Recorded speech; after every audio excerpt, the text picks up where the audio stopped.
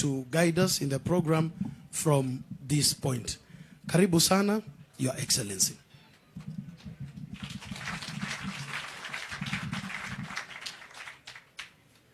Thank you. Your Excellency, Right Honorable former Prime Minister Raila Amolo Odinga, my colleague governors who are here, I can see Governor for Kakamega, Governor Wycliffe for Paranya, Laikipia Governor Nderitu Mureithi, and Madam Anne Waiguru from Kirinyaga. I also can see many of my colleagues from Parliament. Kioni Arama is here, and all those who are here today. We are here for a luncheon that Nakuru is hosting for the Prime Minister, and also to welcome him to Nakuru. Will you join me in welcoming him to Nakuru? And I think also more importantly, for helping us to start crafting a journey that will finally bring all of us together. I want to just say one little thing, that Nakuru is a very special place. Nakuru is where many of the journeys begin.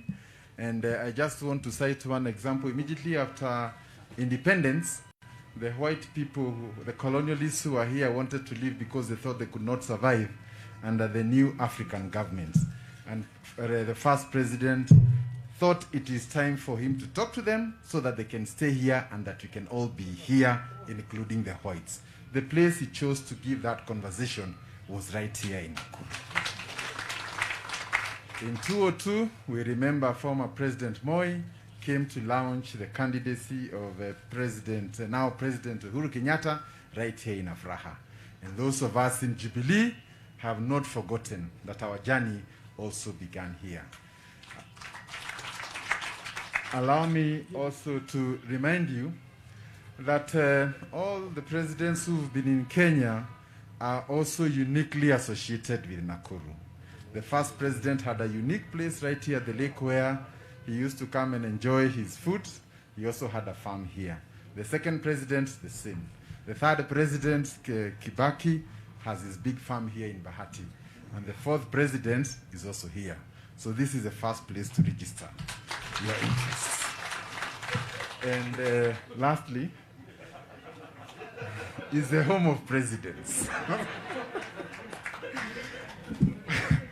Allow me also to say that we are also excited because this is probably the place where anybody can come from anywhere and be somebody, where anything can be something. And I want to confirm that the resilience and the hard work of the people of Nakuru make them very unique people. We are also the first victims when there's no national unity. When we disagree, the first cracks in the nation are normally found here. So we are also the first and biggest investors on any journey that brings Kenyans together. So I want to take this opportunity to welcome all of you who have come here, to assure you the people of Nakuru value you, and also more importantly to mention that President Uhuru Kenyatta in 2018 thought it is time to bring the nation together, and you extended your hand of friendship when he needed it most. On behalf of the people of Nakuru, accept our gratitude. Lastly, in Kikuyu, we say that friendship is a journey. It is not something you arrive on day one, and that we all have an opportunity to cultivate a good working relationship, a journey that we will all go together, a journey of trust, a journey of hope, and above all, a journey to emancipate our young people, our economy, and together bring the nation together. I want to take this opportunity to thank you once again and to invite you to address the nation. Thank you.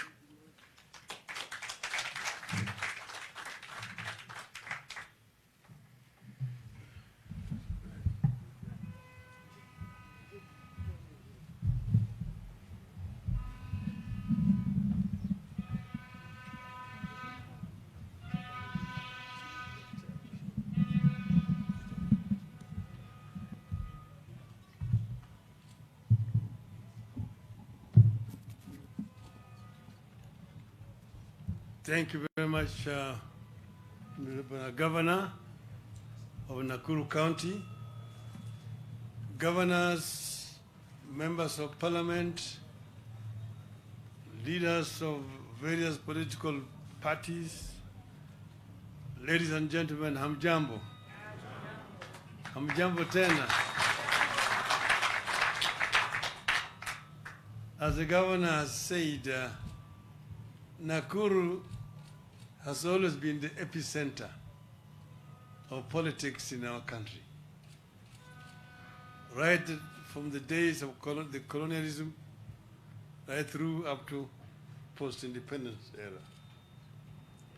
Many things have happened or have started here in Nakuru. I was giving an example to those I was sitting somewhere with earlier on today about what happened to my father when he was coming here in those days as a leader of Luo Union. The story is actually written in his book. He was with a friend of his, and they were walking somewhere along the street which used to be called Delamere Avenue. And as they were walking there, all of a sudden there's a white man coming on a bike with a bell, and was ringing the bell. Lord Delamere. Lord Delamere. Then Lord Delamere was coming, announcing that he was coming on a horse-drawn cart. So when the Delamere came, they were standing. He was supposed to stand on attention. But his colleague forgot to remove his hat which he was wearing. And as soon as Lord Delamere's convoy passed, the Askaris came to now hit this colleague of his and say, how dare you wear a hat when the Lord is passing? That was Nakuru those days. But anyway, we chose to come here to Nakuru because of the significance of this city to our politics. And we come here to launch what we are calling Azimio la Umoja, a roadmap to united political action. My dear people of Kenya, in March 2018, President Uhuru Kenyatta and myself came together in a historic moment that turned political rivals into partners for Project Kenya.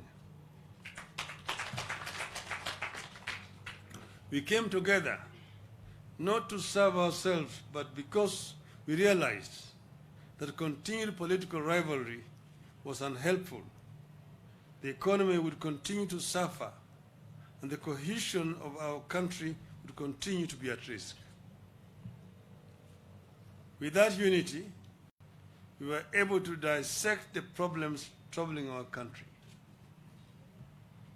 Sluggish growth and dwindling incomes, insecurity, exclusion from economic and political life of the nation, tribal rivalries and competition, corruption, divisive electoral processes, lack of a shared sense of civic responsibility. In the month that followed, Kenyans spoke. They expressed deep fears that our country is built on sinking sand, that ours is a nation whose systems are getting broken as time goes by, that time is running out for us to fix the systems of the nation. We cannot continue burying the truth that our country stagnates every election year. We cannot continue lying that ours is an equal and happy society. Sooner rather than later, the truth will catch up with us. Indeed, it has caught up with us. No one can deny that we are several countries in one. Some Kenyans are doing extremely well, while many others are struggling to access even the most basic of basics. Most sectors of our economy are experiencing severe challenges, be they tea, coffee, pyrethrum, wheat, maize, sugarcane, or livestock farmers or sectors. Fishermen from the Indian Ocean to Lakes Turkana and Victoria are feeling the pinch. Workers in our factories are feeling the pinch. Teachers in our schools, just like the parents, are feeling squeezed. University academic and non-academic staff, doctors and nurses are all living in duress. Our country is not generating enough jobs to absorb our educated and skilled population. There can be no doubt that this country needs a massive investment in sectors like manufacturing, agriculture, infrastructure, healthcare infrastructure, and information technology to create wealth and employment for our people.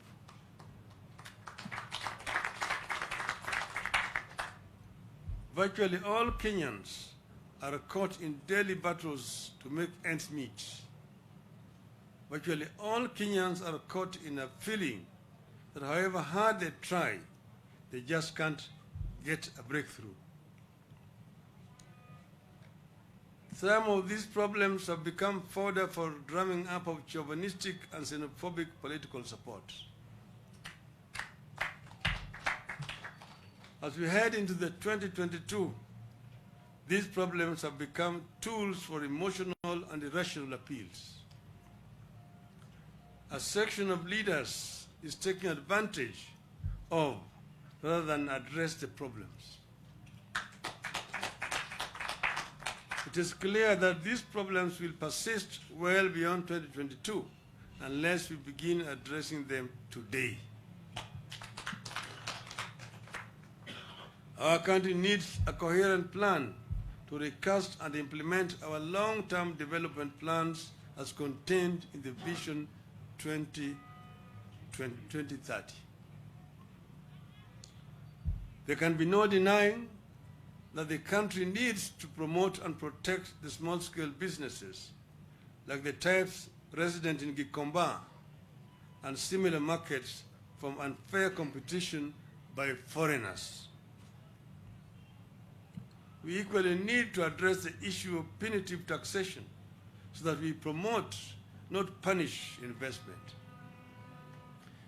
Kenya needs a fair and transparent tax regime backed by a clean and efficient public service.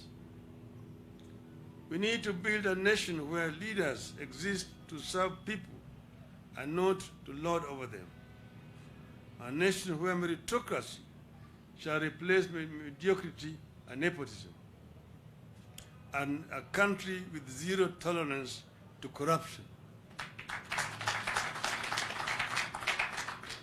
We need to build a nation where rights of each and every citizen, irrespective of their status, is respected. We need to respect gender, our women folk, promote the youth in our society. Inawezekana. In our own small way, we must start that conversation. We must start talking about how to ensure elections are not about government but governance.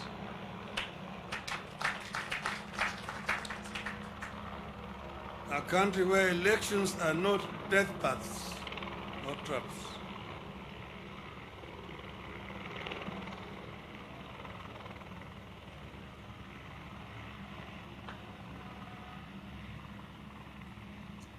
In the present circumstances, we must unite and help our people contain the COVID-19 pandemic rally them for vaccination while we work with the government to roll out measures to cushion the country from the ravages of the pandemic.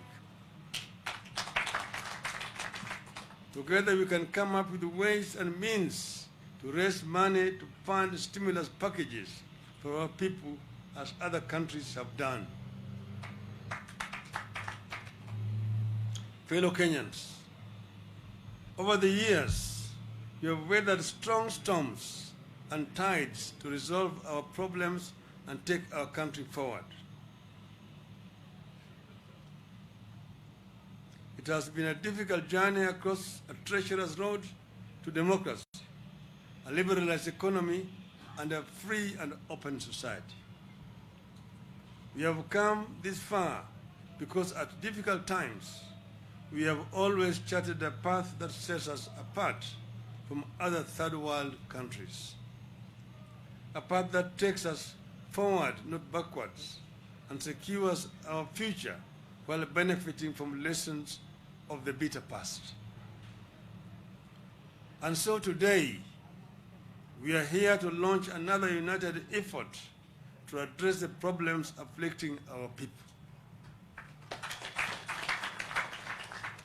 The journey we start today is intended to create the political and ideological unity that we require to confront the problems afflicting our people.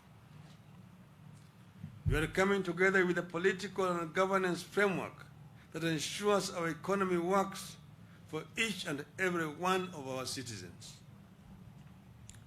We believe that to address the problems afflicting our people in a sustainable manner, we must bring the diversity of our people, their leaders, and their problems onto one table and embark on a systematic and transparent search for solutions as equal stakeholders in Kenya's future. Our society is diverse and divided and complex. No single man or woman can be our sole Messiah. We therefore have no option but to build inclusive political processes. We must therefore urgently embark on uniting, not dividing our people, not pitting people against each other, not pitting the poor against the rich, the young against the old, one faith against the other, tribe against tribe. That would be a strong recipe for a violent competition for political power. Kenya cannot afford another era of election violence. Kenya is too divided to be splintered any further.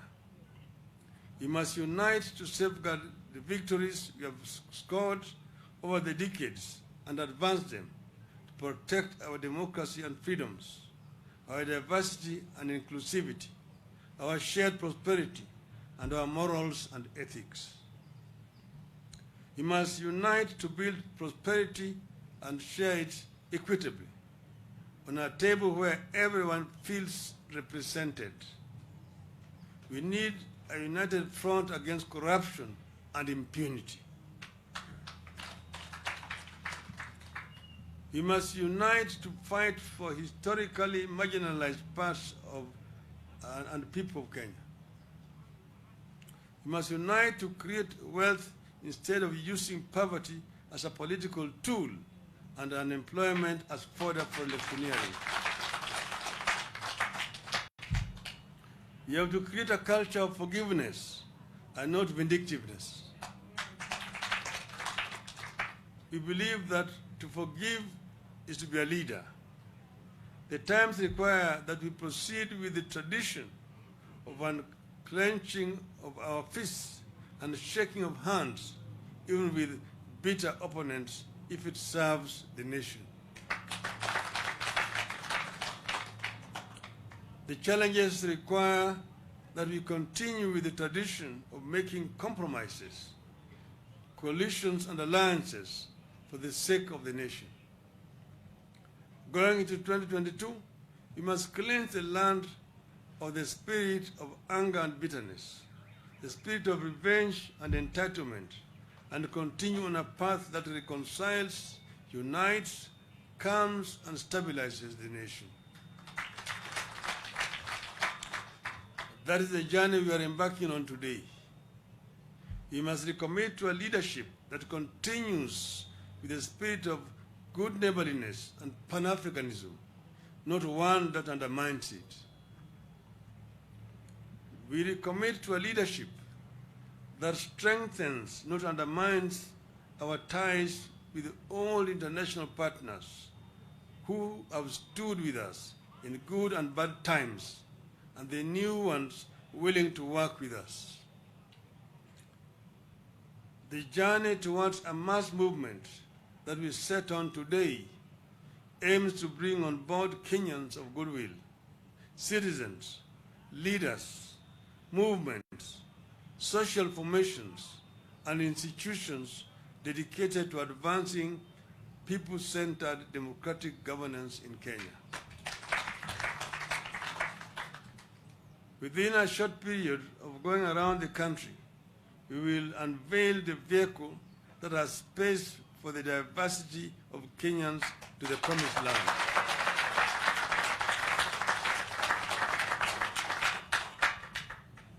Fellow Kenyans, we have spoken so much about unity because we believe it matters.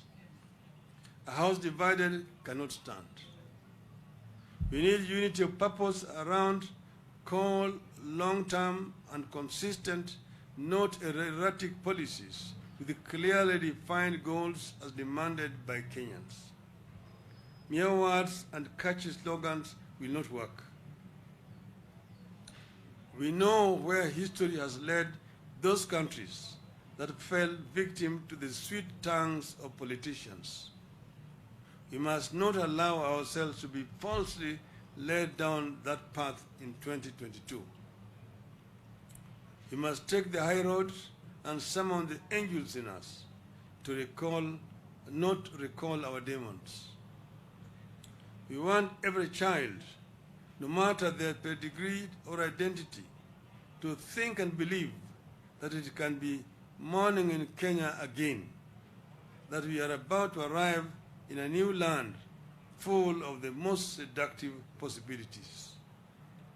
Let us rise together to fulfill the dreams of our children and reclaim our great destiny. We must fix this country, fix its systems, fix its politics, then fix its economy.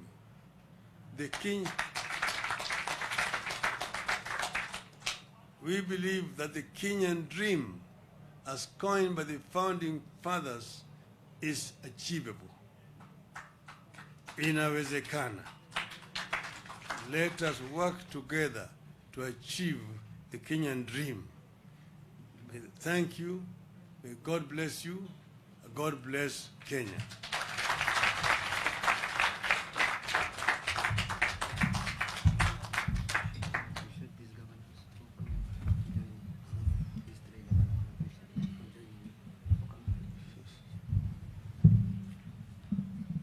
Let me recognize before I hand over to Governor Lee that we have got governors here, Governor Anwar Guru from Kirinyaga, Governor Nderitu Murithi from Laikipia,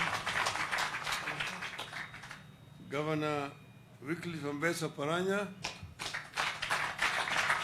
the Chairman Emeritus from Kakamega. I want to thank you all for joining us here today. Thank you.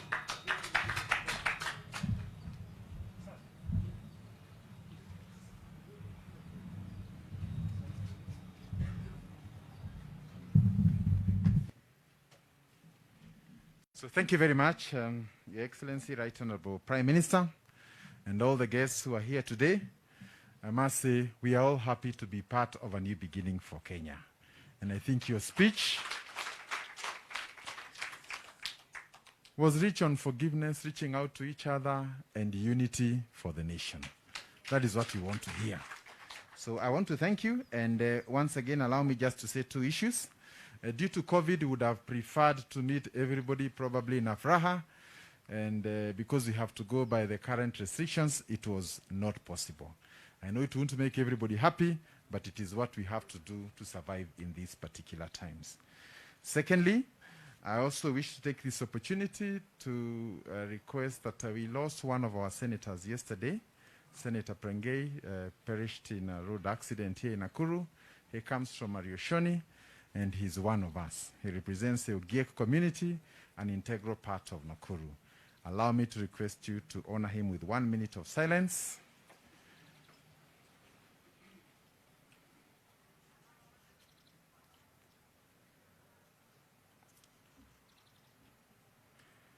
Thank you.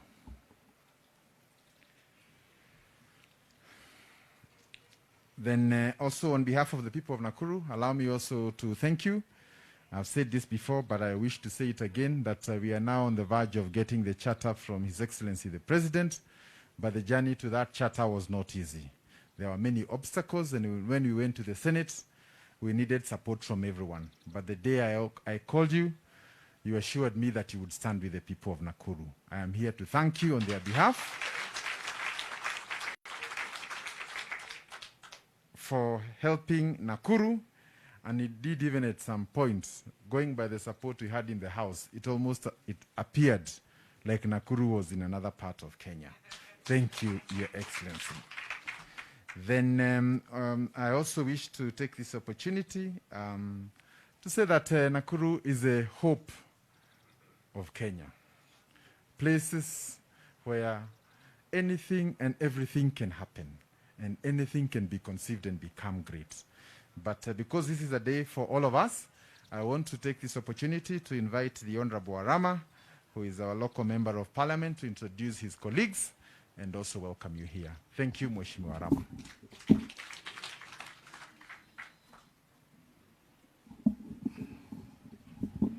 Thank you so much, Your Excellency, for giving me this chance. The former Prime Minister and everyone wale wamefika hapa na wasalimu amjambo. Amjambo ni salamia. Mbona leo siku hii ni siku muhimu sana kwetu. Kwa sababu tuko na Prime Minister hapa. Mnajua wakati hiyo mbeleni watu ya Jubilee na watu ya ODM wangekuwa wanakaa pamoja vile tuko hapa. Si ni kweli? Lakini si leo tuko na furaha sana. So Your Excellency, the Prime Minister, sisi hapa Nakuru tunaunga mkono maneno ya PPI na maneno ya handshake. Ama namna gani watu ya Nakuru? Si mnaunga hiyo? Kwa sababu hapa Nakuru sisi tuko na makabila wote. We have all the communities who stay and live and work in Nakuru kutoka sehemu zote za nchi ya Kenya. Kwa hivyo wakati vile gavana amesema ikikuwa ni shida kutoka pande moja, sisi ndiye tunakukia sisi hapa. Na mnajua hapa ndio, that's why the former Prime Minister has come here, because tunataka tuendelee na hiyo umoja. Si mnakubali maneno ya handshake na maneno ya PPI. Kwa hivyo Your Excellency, sisi hapa, unajua leo nimetembea nikashangaa sana kwa sababu we did mobilize. Kama tungekuwa tunataka kufanya mobilization kama wengine wale wanafanya, ndio Your Excellency ungeona watu wengi sana. Lakini for the short time hata sijui watu wamejua namna gani. Kwa sababu tulikuwa tumesema na gavana ya kwamba tunataka tuiweke kuwe siri kidogo kwa sababu ya hii COVID. But I was surprised with the magnitude of people I've seen who have come to welcome the former Prime Minister. Kwa sababu hiyo ni kumaanisha ya kwamba if we cannot mobilize, then we have all those people. I was talking to Honorable Kioni in my car. Nikamwambia angalia ile watu wameingia hapa na mimi hakuna hata siku moja hatujaambia watu wakuja leo. So if we want to make many people come, we can also do it.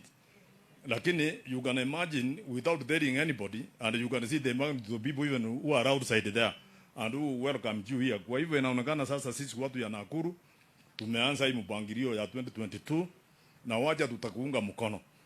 Na Jubilee kiungana pamoja na ODM.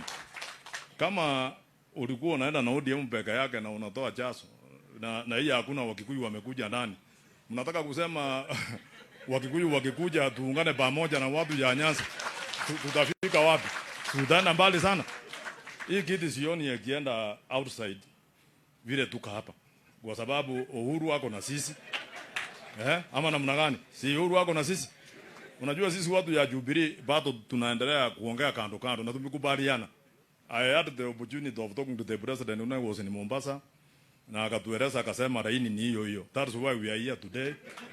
Kwa hivyo mtu asikudanganye. Asema ati iko watu wengine wako mahali. Watu wanapewa pesa, wanaita watu wanawapea pesa, wanaambia kuja tuwaongeleshe. Sisi hatupeani pesa na watu wanakuja. Si ati hatuna pesa. Ikifika wakati hiyo kwani watu wanakuwa na pesa kuliko sisi kweli? Kwanza pesa yetu ni ile tunatafuta. Waje ile ya kwenda kutoa kunyakua, kuiba, kuleta kupatia raia. Yetu ni ile tunafanya biashara. Yetu ni ile tatoka bandei tukuja hapa tupigie kura mahali moja ile tunataka. Si ni kweli? Na Your Excellency, watu ya Nakuru ni watu wanapenda amani.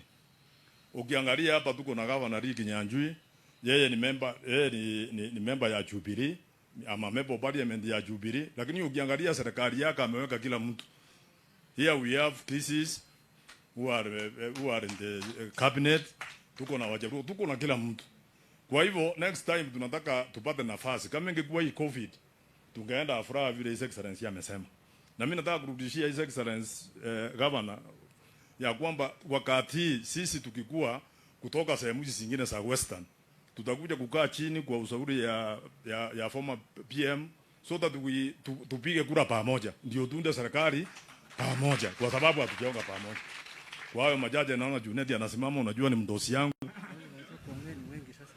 Ni mdosi yangu, unajua sasa anakuja ananiambia anaseleta shida. Yeye unajua ni whip. Anaseleta shida bunge. Waje niwaachie hapo. Karibu sana. Na naona amesema niendelee. Unajua mimi ni mtu unafuata. Akisema endelea unaendelea kidogo. Lakini tuseme namna hii, wacha sisi tukae pamoja kama watu ya Nakuru County. Na hii Nakuru County, Your Excellency, tuwajie mimi na Lee Kinyanjui na wengine. Sisi tutaungana pamoja. Na this time round we are going to form a government from Nakuru County under the leadership of our governor, kwa sababu sisi sote tutapigia yeye kura na atarudi kwa sababu amefanya kazi nzuri. Asante sana, Mungu awabariki. Thank you so much. Thank you, Mheshimiwa Rama.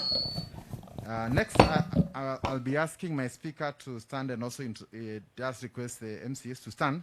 But Your Excellency, I want also to confirm that in your speech you have mentioned about economic revival.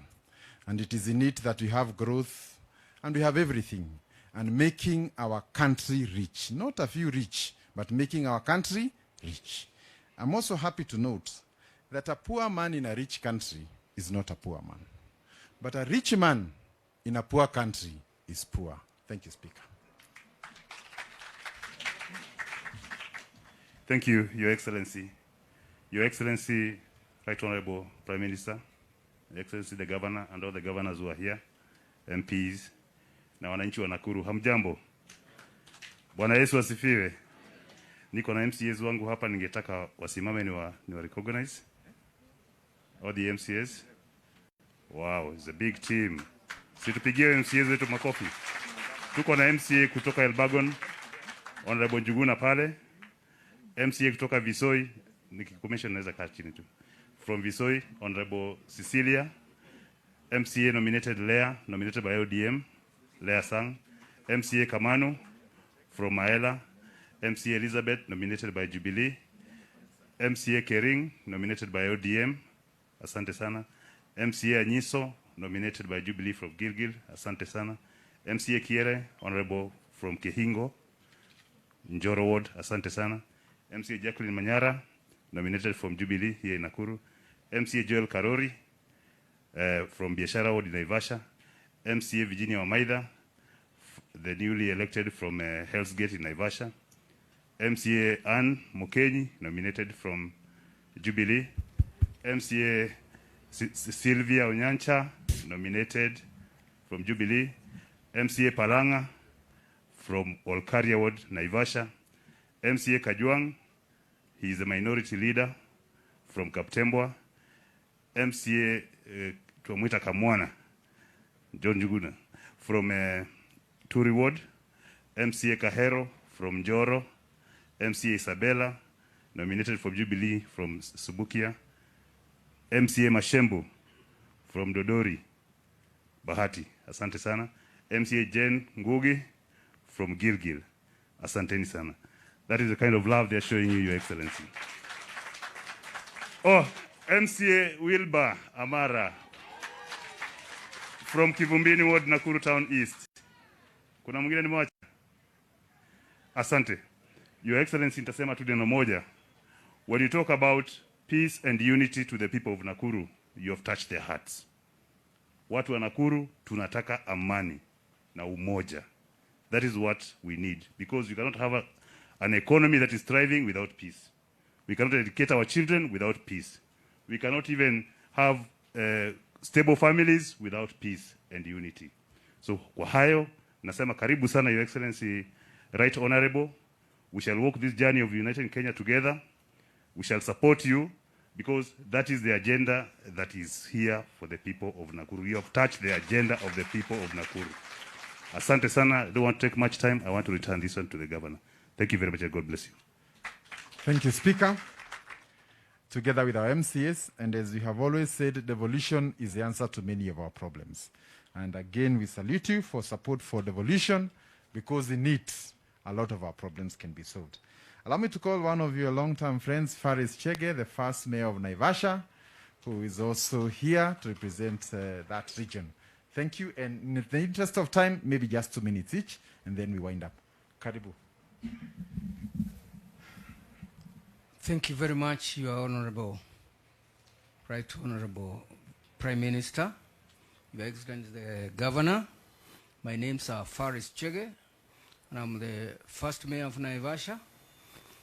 Maybe I'll talk very little because I have a burden. My son-in-law, I lost my son-in-law last week on Saturday, but I was strong to come together with my friends, because the governor is my friend, you know that.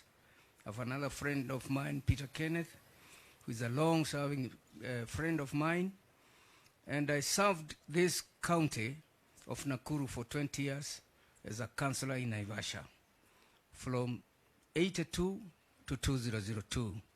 And the time of 10 years, I was a member for Kanu, Baba and Mama, and I served together with Kariuki Chotara in Naivasha. And after that, 1992, the multipartyism came, and I joined Ford Kenya. I stayed there with Baba's father and Amolo kijana, and even his father was coming to my place where I was being elected in Ford Kenya, and I became the mayor of Naivasha in 1993. So I proceeded, and then when we tried to put our Right Honorable as the chairman of our party, Ford Kenya, scenarios came from other sides, and we decided to quit, and he formed Tinga Tinga, NDP. And I joined him with Gishoro. Gishoro is here. Can you stand, Mr. Gishoro? He was my chairman in Nakuru, and we made it. Because when he retired to Ford Kenya, he became the chairman of our party, NDP. And he resigned in Kibera, and we went and then re-elected him back again. And that one minor commander can tell it is true. And we were very badly pushed by Mr. Who, that man in Kibera that time. Who? Amayo, yeah. But he won, and he formed it, and he became the minister for roads. So in short, I want to say, in politics, is a journeys that you can make, and there's some journeys that you cannot make. Because when 2007, I was a retired general in Naivasha, and we were receiving people from wherever they came. And when I required to go to America, I was denied the visa because of that war of 2007. And I didn't participate anywhere in that war. So I say, a journey is to see who is a good leader. We must observe. And I can witness today here, and I'm on the witness.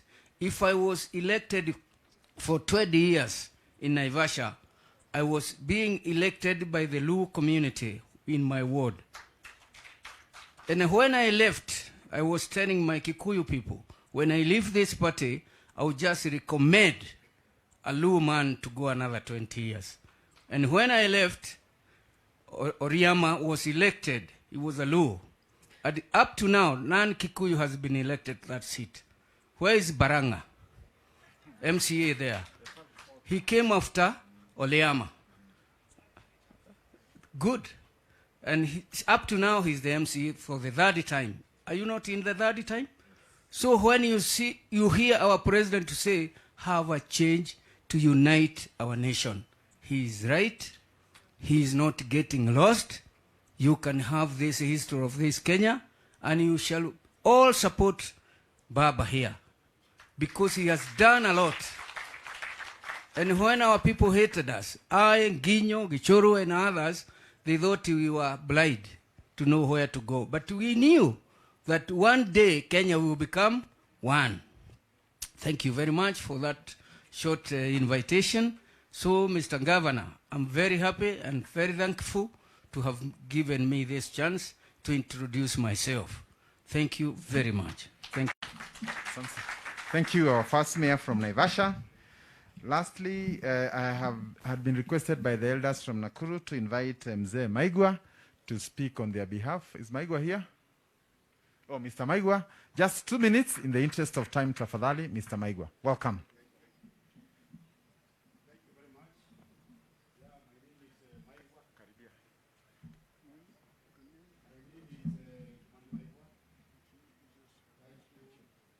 Honorable Prime Minister, Your Excellency Governor wetu Kinyanjui, and the governors around, and everybody who has attended this occasion. I do business in Nakuru, but before coming to business, I am the chairman of Gikuyu Council. I am in Nairobi. My office is Nairobi. I have an apology for the chairman of Gikuyu Council in Nakuru, Mr. Joroge Kariuki. But Prime Minister, you remember you came here one time when you were working with Mr. Kibaki, and we met. You met the Gikuyu Council in Nakuru.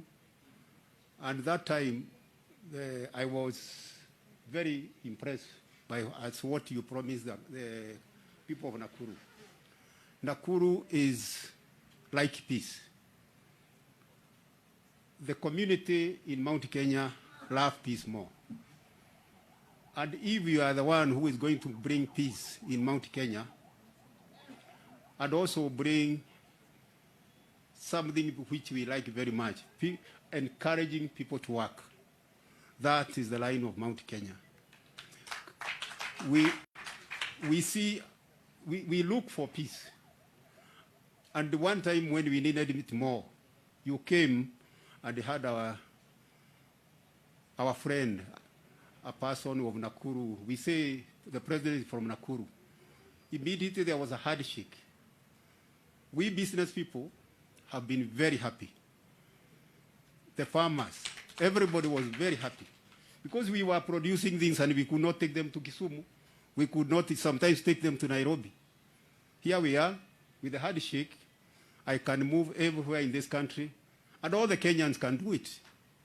That is what Mount Kenya people are after.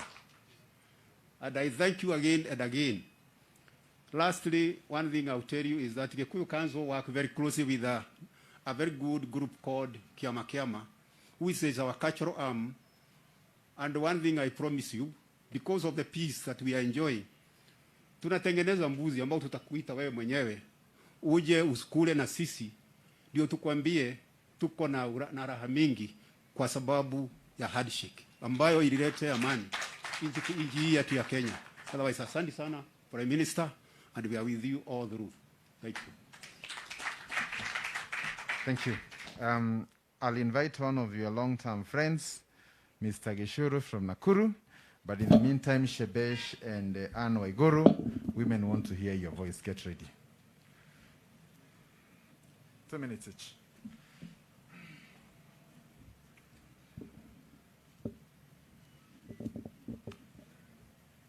Right, Honorable Prime Minister, Jacom, Baba, Sisi tuko na furaha kubwa kwa wewe kuja kuanza hiyo mwanzo mpya wa Kenya, Nakuru. Tulianza na wewe zamani 1991, 92 tukiwa na akina Kamangara, na ulikuwa na maono.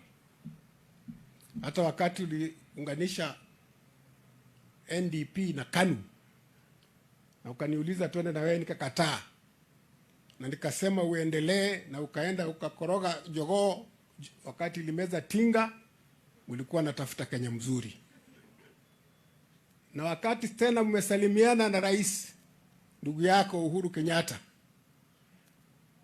you have a dream. You have a dream for this country. Our community, the Mount Kenya people. When you are in Isiolo, when you are in Bungoma, when you are in Trans Nzoia, you are a minority. When this country does not do well, when there is chaos, we are the ones who lose. 1,433 people, 2007, 2008.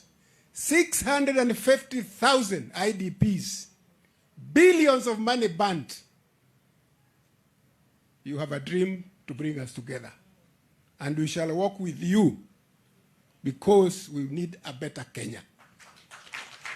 Na wewe unatafuta Kenya mzuri mkuu na ndugu yako Uhuru Kenyatta. Hatutashitishwa na wachache ambayo wanataka kuonyesha ati Mount Kenya hawajui pahali wanaenda. Moyo alikuwa anasema hata tukilala opposite tunaongea na mguu.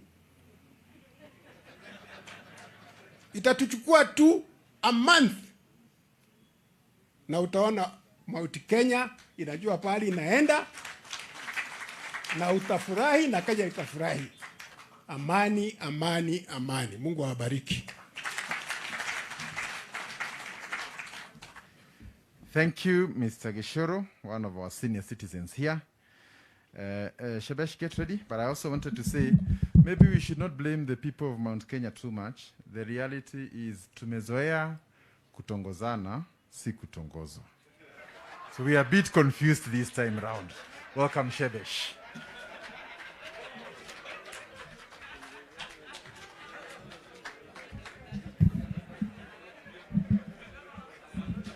Thank you. Your Excellency, the Right Honorable Raila Odinga, Governor Lee, thank you for saying women want to hear our voice, but I think men also want to hear our voice. I just want to say that for some of us, the struggle has been real. The struggle has been real because we have been put in situations all our lives where we have been questioned on the reason of our support and the reason of even our marriage, because I'm married to a Luya. And when you say, Your Excellency, inawezekana, I believe inawezekana. Because it is about time to free Kenyans from this tribal enclave that we are in. And we have said, let's stop hiding our heads in the sand. It is true that we still look at each other as tribes. But with this new journey, inawezekana.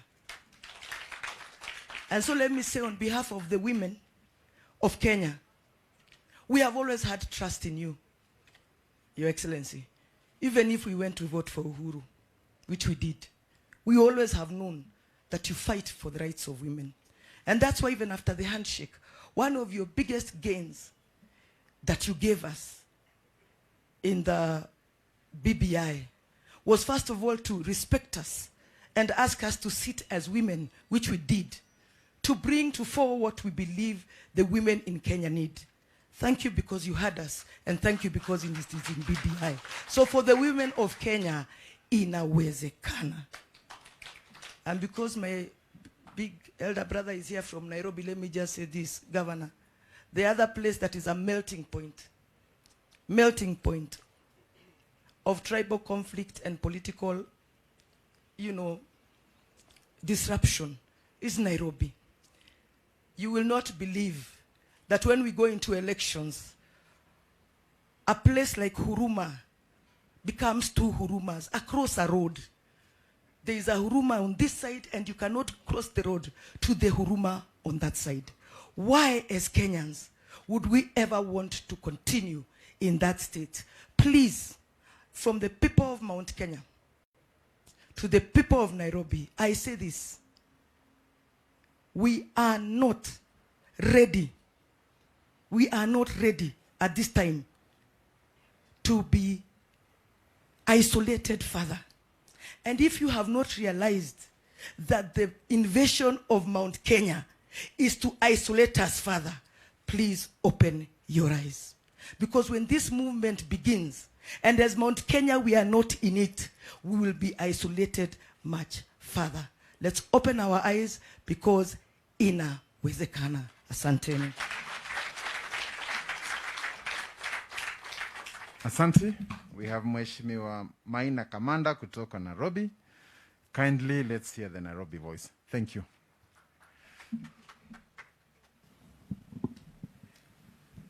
Thank you, Governor, Your Excellency, the Prime Minister, governors who are here this afternoon, my colleagues, members of Parliament, and all people of goodwill, business people in Nakuru.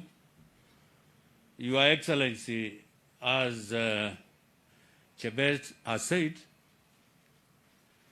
Nairobi and Nakuru somehow, Governor Lee, politically they are almost the same in terms of the mixture of the people. Nairobi is a cosmopolitan city, and Nakuru is also a cosmopolitan city. And for a long time,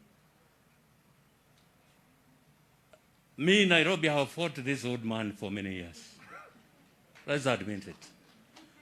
Not because he has done anything to Maina Kamanda or to our community. Just because he was competing with one of us. Kuna shida ingine. Shida ya Raila Central, kwa sababu alikuwa anasimama na Kibaki na Uhuru, ama kuna shida ingine? Hatuna shida ingine ambao tumekuwa na huyu mzee. And to me, from the time of 9th March 2018, I saw a different man. There are some people who did not see that this country was burning. And they are still in power now. I couldn't have imagined this old man agreeing to talk to our president, because he was almost going to take power by force. He was almost going to State House by force. But from the goodwill and the leadership that the two people, God touched them and they came together,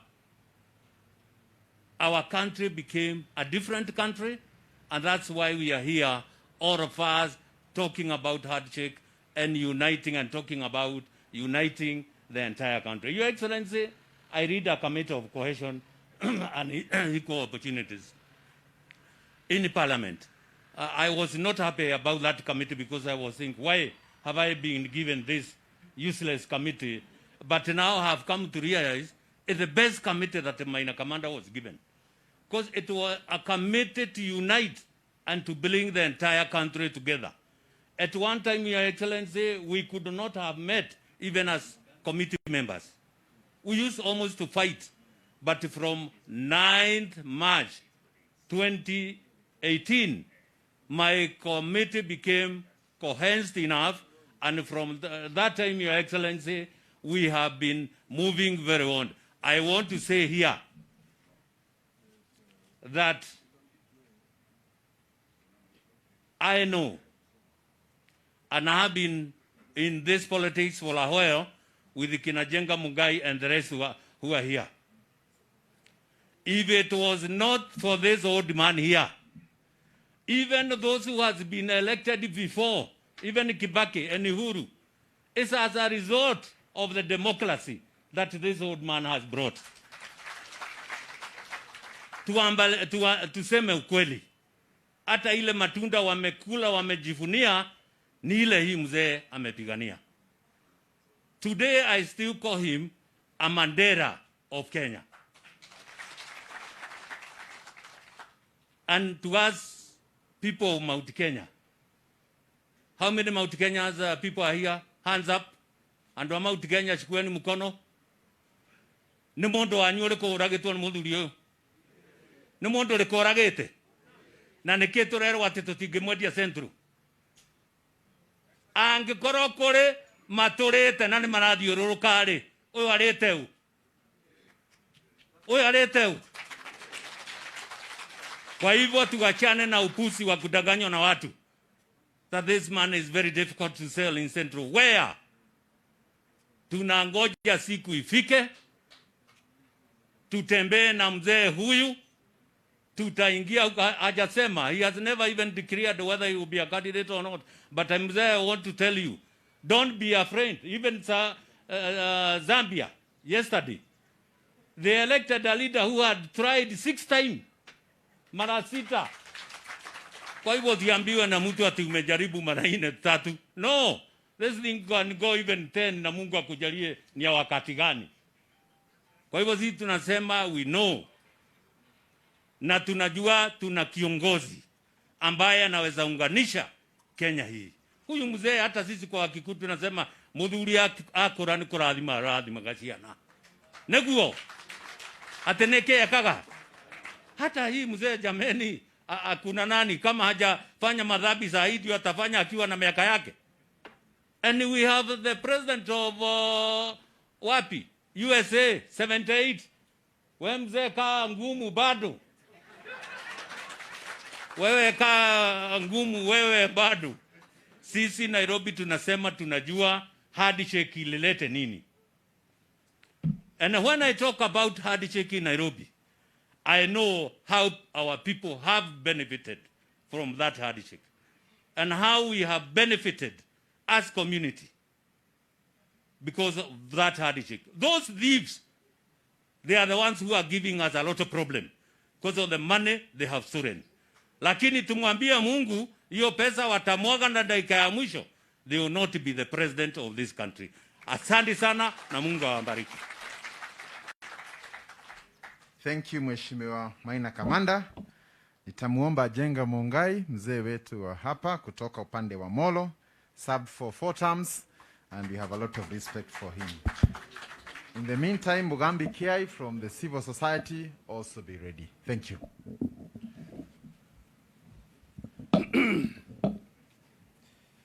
Asante sana Bwana Prime Minister kwa kututembelea.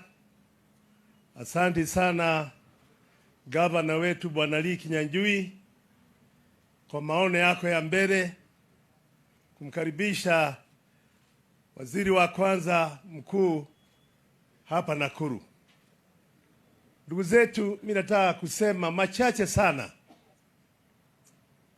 Mimi nataka kukuhakikishia Bwana Prime Minister ya kwamba kama wale waliosema mbeleni, kama ni mkutano ulikuwa umeitanwa, Wanakuru waje, ungeona msimamo wa watu wa Nakuru uko wapi. Msimamo wetu baba ni mmoja. Salamu ambazo mulisalimiana na rais, the handshake, ilituingia sana watu wa Nakuru. Hizo salamu ziliingia wakati matumaini yetu yalikuwa karibu ipotee. 19 baada ya uchaguzi, na baada ya uchaguzi umetupiliwa mbali na koti, hostility ili rise very high ya makabila mengi. Na ukweli ulisemwe watu wa Nakuru. Na wewe governor ni shahidi wa hayo. Watu wa Nakuru hawangeweza kwenda biashara zao Kisumu, upande wa Busia, upande wa Kisii, upande wa Maraba, upande wa Maisebania, kule mpaka wetu na Tanzania, kwa sababu ya ule ukabila ambao ulikuwa umepanda juu sana. Lakini baada ya wewe kujinyima, baada ya Rais Uhuru kujinyima, mukasalimiana mkasema ni amani mbele ya kila kitu chochote katika Kenya, na amani haigepatikana mpaka muungane pamoja. Ndugu zetu, milango ilifunguka, na wale ambao wanatoka Amolo, wale ambao wanatoka Nakuru na ni wakulima, munajua ukulima wa Nakuru County. Let's be very honest. You don't make your money in Kiambu, Murang'a or Nyeri. You make your money either in Nairobi, but the most you make from Nyanza, Kisumu. Mboga zenu zote, viazi yenu yote, maharagwe yenu, kabiji zenu, ukulima wenu, hata kutoka flyover, mwingi wao unakuliwa Busia, Kisumu, Maraba na sehemu hizo. Na magari yetu, Bwana Prime Minister, and I'm sure our governor is aware of it. Tulikuwa tunaenda nazo mpaka Muhuroni, na kutoka Muhuroni tunapea mabrukas watupelekee vyakula sokoni, kwa sababu ukabila ulikuwa umepanda sana. Alafu wanarudisha pesa. Mungu awabariki watu wa Nyanza, kwa sababu hawakuchoma gari hata moja. Hawakuchoma gari hata moja. Lakini hakuna Mkikuyu angeingia Kisumu. Mambo yote ilikuwa natatuliwa Muhuroni. Kwa hivyo msimamo wenu wa kuunganisha watu kwa njia ya handshake tumeukaribisha, tutaunga mkono, pahali mtupelekapo tutaenda huko. Na Wakenya wajue ya kwamba tumegundua kuna wale ambao wanasema, na mnajua uongo ni mtamu sana, na hasa uongo ukiongezwa pesa unakuwa mtamu zaidi. Wakati huu mnadanganywa na pesa, uongo huko pale, mnaukubali, na ninyi mnaona ni utamu, na mbele yenu ni giza na kifo na kufilisika. Nataka kuambia ninyi ndugu zangu hivi, wale ambao wako mbele sana wanasema Rift Valley ni yao, wale ambao wanasema Mount Kenya ni yao, wajue tumewagundua, tumejua siri zao. Siri zao ni kuwadanganya watu, kuwagawanya wa Kenya ili waweze kuingia wachukue mamlaka. They are known as divide and rule. Wanataka kutugawanya ili watawale, si waongoze, watawale. Ni wangapi wako tayari kuongozwa? Ni wangapi wako tayari kutawaliwa?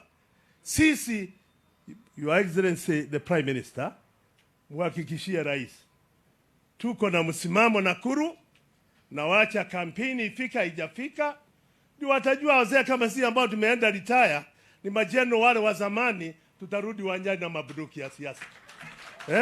Na ndio wataona tutafanya nini. Mungu awabariki sana, and I thank you, Your Excellency the Governor of Nakuru. We are a serious team, and this time we want to say a serious team. Raila started devolution. None of you knows where it started. I was with him when he went to the visit in London, and then later we went to Canada. Ukaanza mambo, tulikuwa na Kinangilu na wengine, Kinyaleta Nyona, Kinyaleti Shikuku, wale wote ulikuwa na hawa. Ukaanza fikira na ukatupaswed, at a dinner you invited us about devolved government na faida itakayoleta Kenya. Nini imeleta Kenya kuliko devolved government? Tungekuwa vile Mturukana angekuwa anasema pesa njaa, pesa inagawiwa Nairobi. Mkalenjini angesema njaa nini, mahindi inapotelea Nairobi. But today governors are our key people in our devolved government. May God bless all of you.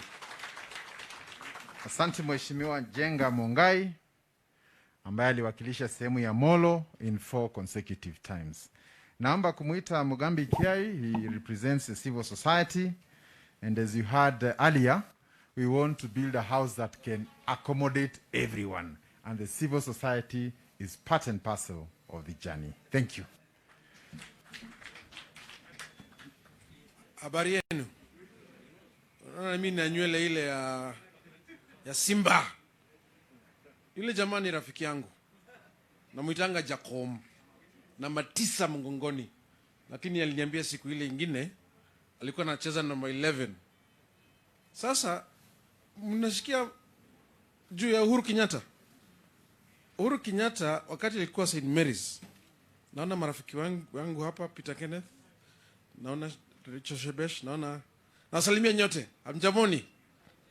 Mimi naitwa Mugambi Kiai. Mimi ninakuanga na story nyingi. Hata nimeanza na story na sijawasalimia.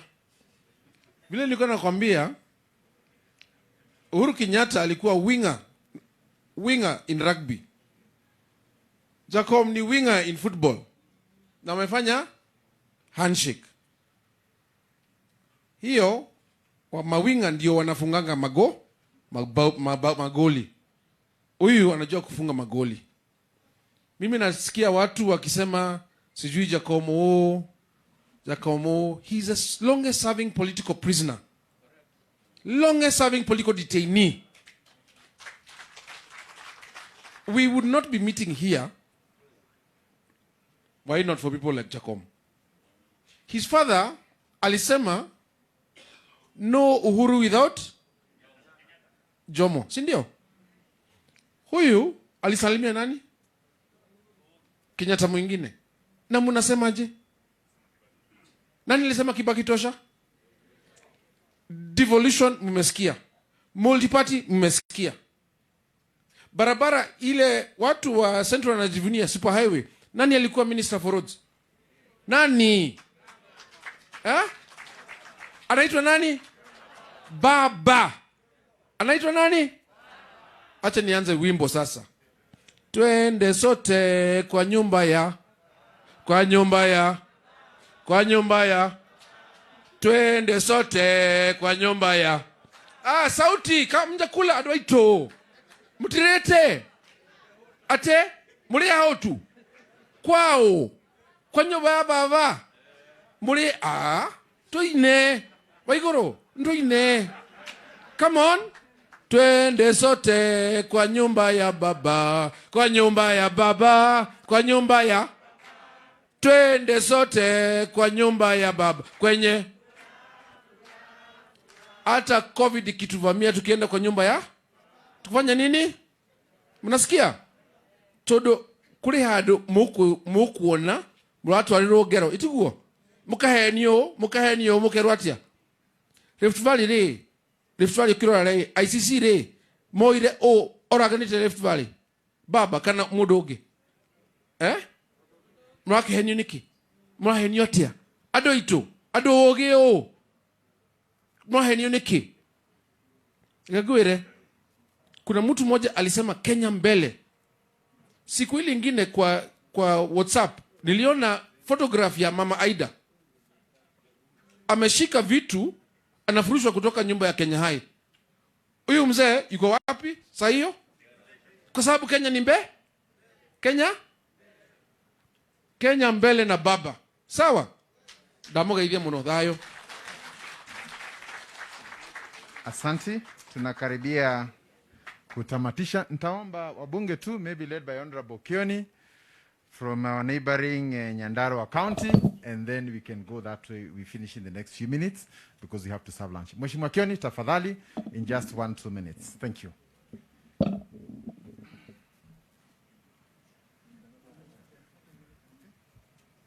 Hamjambo.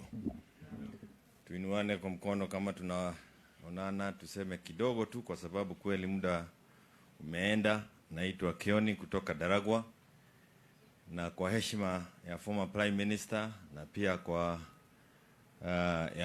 ile tumekaribishwa na Governor wa Nakuru, nataka kusema ya kwamba mimi pia naungana na azimio, the declaration of unity in this country, na niseme ya kwamba leo ni siku ya maana, siku ya muhimu, na ni kwa sababu kufanya kazi na viongozi ambao wamekomaa kuliko wewe inakusaidia sana. Mimi nilikuwa kwa serikali ya Kibaki na tulikuwa pale na wengine Governor Derito, Chebeshu, au wote wako hapa. Na kuna jambo moja, siku moja tuko kwa ofisi yake na tumetembea na mwingine akaanza kusema, unajua mtu fulani kutoka sehemu fulani anatusua sana kwa serikali. Ilikuwa serikali ya muungano, the Grand Coalition Government. Kibaki akatuangalia, akaangalia huyo jamaa akasema, basi sasa wewe kwa sababu wewe ni mzuri sana, na unajua pia wewe ni mzuri sana kwetu na tunakupenda sana, na kwa sababu wewe ni mzuri sana kuliko wengine, enda huko uchaguliwe na hawa, halafu ukuje tufanye kazi na wewe, na hata sisi tutafurahi kwa sababu rafiki yetu amechaguliwa huko. Na kama haiwezekani, lazima ufanye kazi na hawa wengine kwa sababu pia wamechaguliwa na wengine huko. And that to me was a profound statement. A statement that really changed my political thinking. We are in a country of 42 tribes. Na lazima tuwe na hiyo azimio la umoja. That declaration of unity is what will help us move forward, because we've just been elected as leaders, and leaders must work together. And I want to say this, kwa sababu sitaki kusema mengi. The former Prime Minister in his speech amesema, there is no one single soul, no one single person who will help us get a solution to the problems that are bedeviling this country. Ni lazima watu wakubali kukaa pamoja, waweze kuleta maono yao pale kwa meza, ili tuweze kupata suluhu ya zile shida tuko nazo hapa Kenya. And I believe that the former Prime Minister is the best to lead us in that direction, kwa sababu pahali amefikia siasa yake, miaka yake, ujuzi yake, you don't excite him easily. Hata saa hii ukijaribu kufanya mambo mengi hapa ndio acheke, utachangaa. You don't excite him. He has seen all these things. Harakati zote mnaleta za siasa ameziona. Anakuona ukiwa bali zamani. And that is very important for leadership. This country,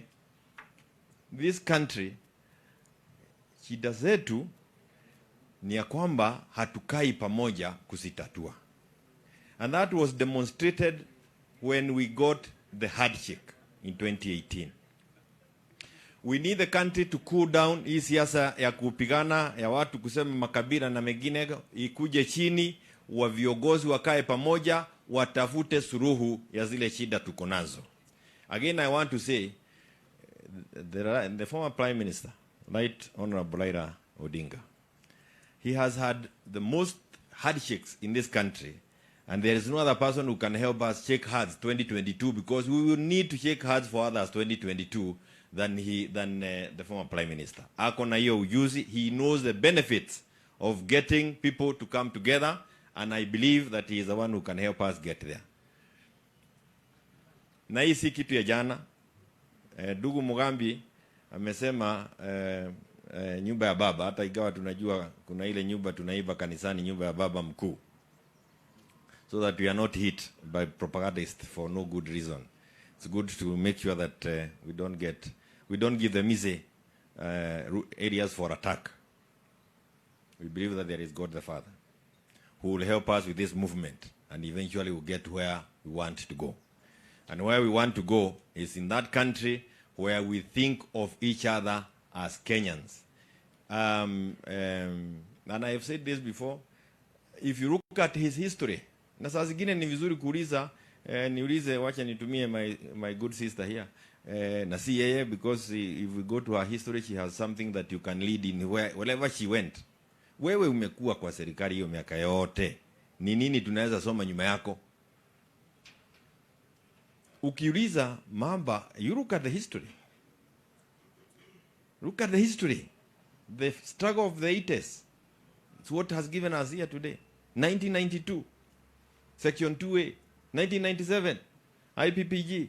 2002, Kibaki, Tosha. 2007, the Grand Coalition government. 2008, we got the highest economic growth in this republic, 7%, when they were working together with Kibaki. 2010, we got a new constitution. 2017, we got the handshake. 2020, out of the handshake, we have the BBI. I have faith in it. One day, those things will come to fruition when we are done with the difficulties that we have with the courts. That kind of a record is what we want you to put on the table. Wekelea kwa meza unapokuja, tuangalie ni nini ambayo umefanya kulingana na wakati umepatiwa nafasi kwa serikali. So I have no doubt in my mind that the Right Honorable Raila Odinga has the capacity, he has the knowledge, he has the goodwill to lead us forward in this new declaration of unity. And I ask that we support it and move on. As I finish, for 4 years, us at the mountain, we have been told one narrative. Don't blame us. For 4 years, when Uhuru was out developing the country, we had a negative agenda of politicking and inciting the people in a different direction. We will be able to turn the tide with another narrative that we have today of declaration of unity, azimio la umoja. It is not difficult, but kama vile governor amesema, ni kweli tumezoea kukatiana. Sasa ni wakati ya kufanya nini? Kukatiwa. And it is actually a new area. So we need you to come, tunataka pole pole, softly, pole pole namna hiyo. Na eventually we'll get all the young people from Mount Kenya na kila mtu atakuja kwa hii laini. There is nobody who is violent against it. It is only that only one narrative has been pumped to the people. So we will do it, na tunataka kuisema kwa upole, kwa upendo, na kujua kwamba suluhisho ya Kenya haiko mkononi wa mmoja, ni sisi wote. Asante sana, Mwenyezi Mungu abariki. Thank you very much. As I welcome Aoka Maore, our brother from the other side, allow me just to mention one thing, that in life, when you're at certain ages, you have certain priorities. In your 30s, you probably want to marry and settle, and maybe have children. When you're in your 40s, probably want to have your car, your bicycle, whatever it is, wherever you are. In your 50s, you want to perfect your career.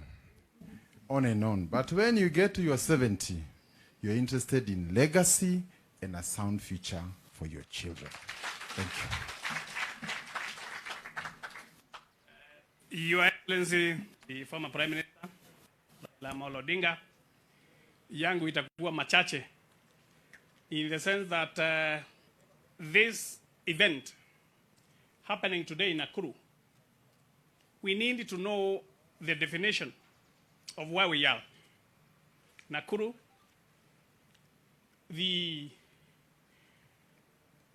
cradle of the old Kenya. And today, want to launch it as the crucible of the new Kenya, from the message that you have delivered from here today. It comes as a culmination of a 4-year journey from 2018, March 9, when your hand and that of the president did shake at the veranda of Harambee House in March 2018. Today, I did attend a meeting of the National Management Committee and the parliamentary leadership, where we got direction and instruction to be here today, and the Secretary General was supposed to represent the contents of that meeting.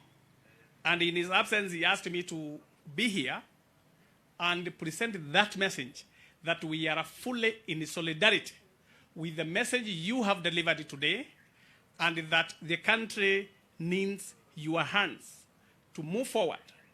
Remembering the words of His Excellency the President Uhuru Kenyatta when in Kisumu, he did state that as a brother, having been a partner in the handshake, whatever the future holds for you, you will be together. I am here to affirm that in the parliamentary leadership meeting and the National Management Committee, we did commit that the Jubilee Party and the party that you lead, the ODM, has been given the okay to go ahead and do a pre-election coalition agreement. And that is why in today's message, whatever you have heard the contents, national unity, national prosperity, you have heard the ideas that will bring out our country from the economic difficulties we are in, to make sure we have the manufacturing, to make sure we have the businesses that we need to support. And that was in your message. Mount Kenya, we have been suffering the last 4 years from an insurgency within the government, from incitement against the president, and he dared ignore all those and championed on with the handshake that you gave.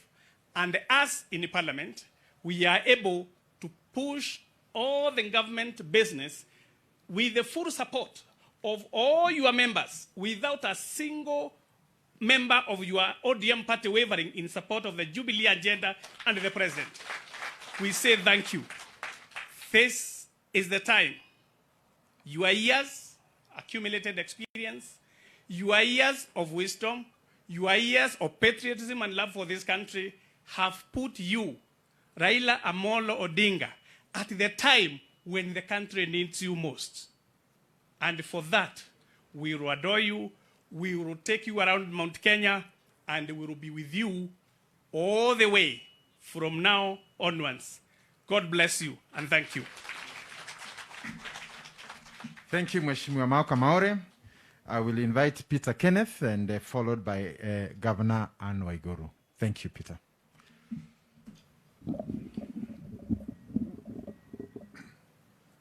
The Right Honorable Prime Minister, Mheshimiwa Raila Amolo Odinga, our host governor, my friend Lee Kinyanjui, governors present, Mheshimiwas present, leaders present, business community, our MCAs, and there are quite a number present.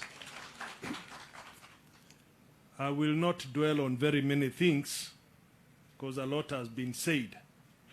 But I want to say this from what the Prime Minister said. The unity of a country is very, very important. And it is possible, yawezekana, if we all come together.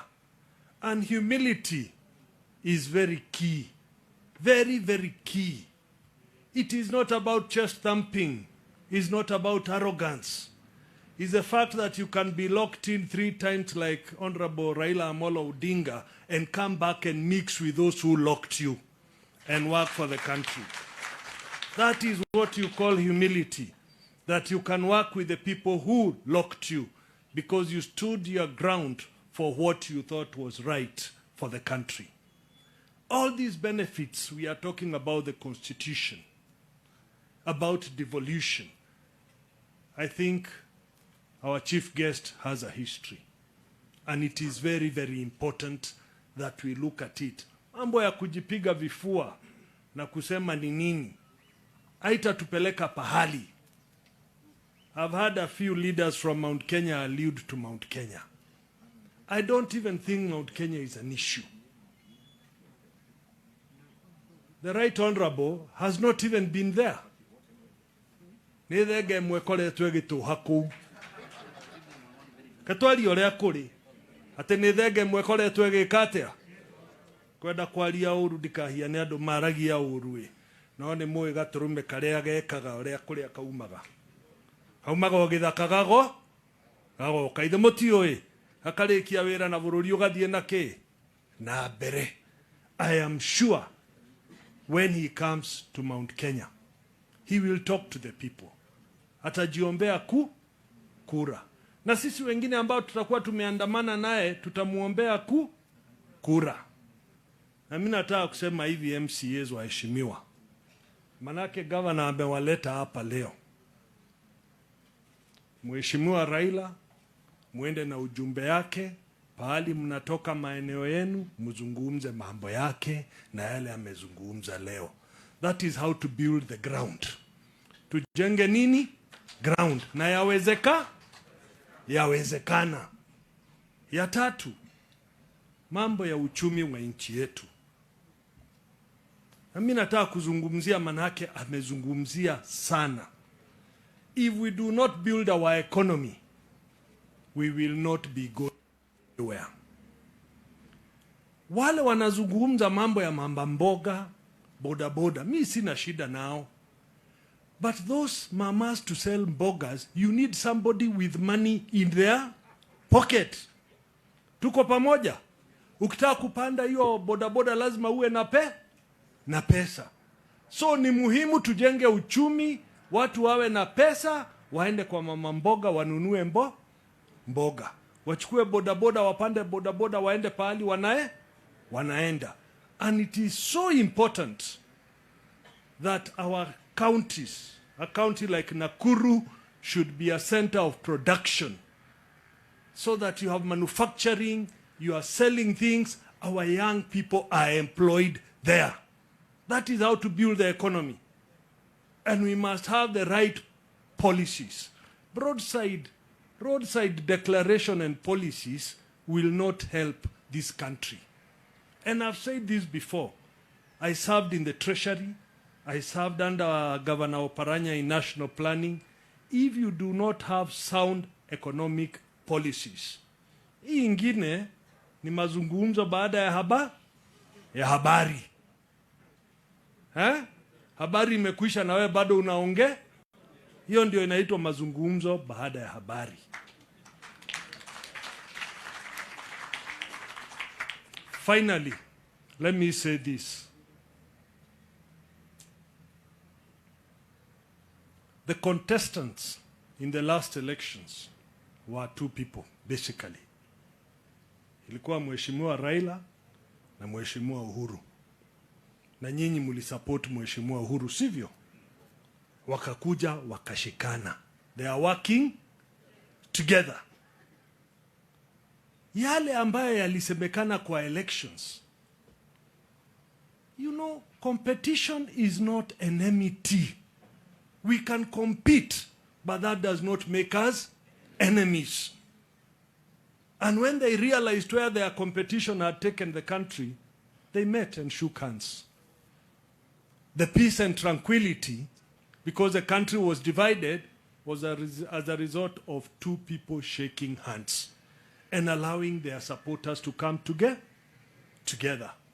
Now, leo tumeelezwa na Mheshimiwa Maore, ODM, Jubilee, KANU are forming a new coalition, isn't it? Which means they are together. They are together. Hiyo gari mimi nawaambia tusonge pamoja. Itawezekana. Yawezeka? Tukiuma haha, turauga no kuhotekeke. Ati inawezeka? Mimi sitaki kusema mengine, tutarudi, tuseme mengine.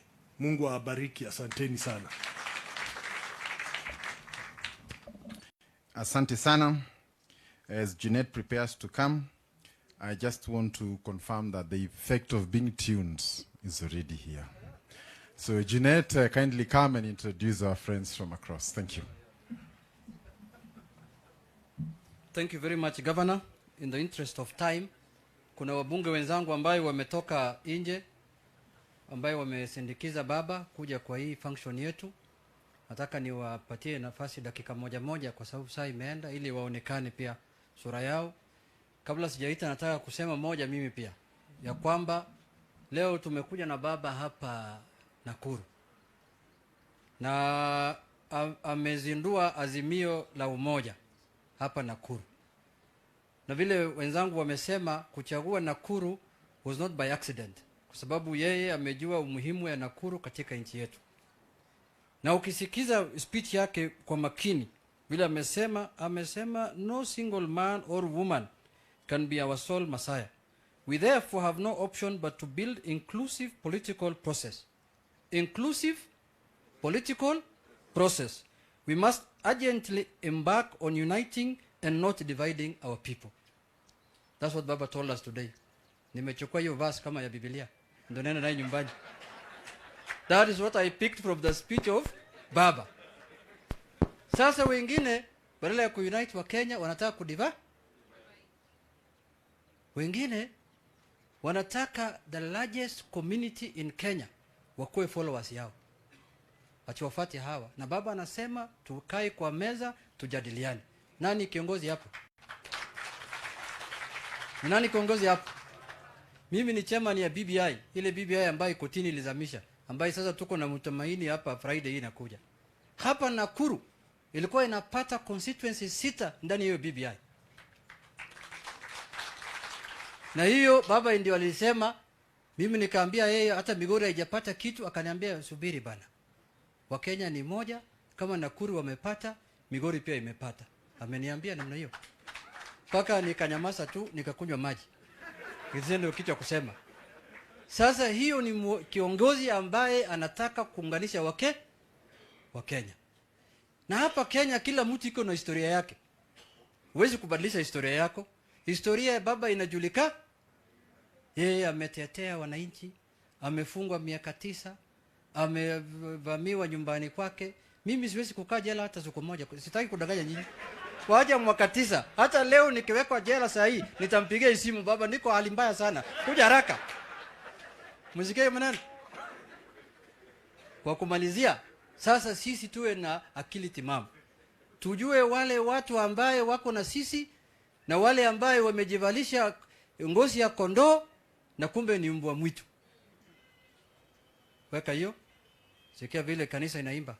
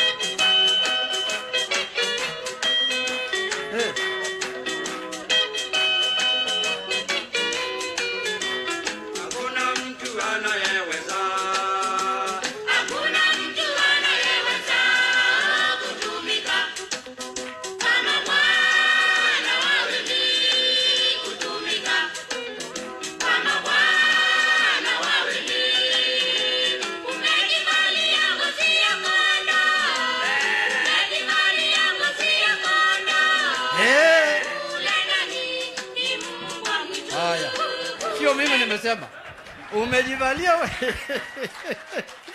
umejivalia ngozi ya kondoo kumbe ni hiyo. Ndio mimi nawacha hapa Nakuru leo. Sasa nataka kualika wenzangu, hiyo iliimbwa zamani. Watu walijua zamani kuna manabii wa uongo watakuja ambaye wamevalia ngozi ya kondoo kumbe ni hiyo. Wimbo tutaimba kila pale tukienda hapa Kenya, na hiyo mbwa mwitu zinamjua, siwezi kutaja jina yake. Sasa tuko hapa na mheshimiwa kwanza Kamau, simama juu. Kamau iko hapa, anaitwa Kamau wa Raila, anatoka Murang'a, Kigumo, ni mtu ambaye anaishi kwa nyumba ya Raila. Kamau kuja. Kamau kuja useme kitu.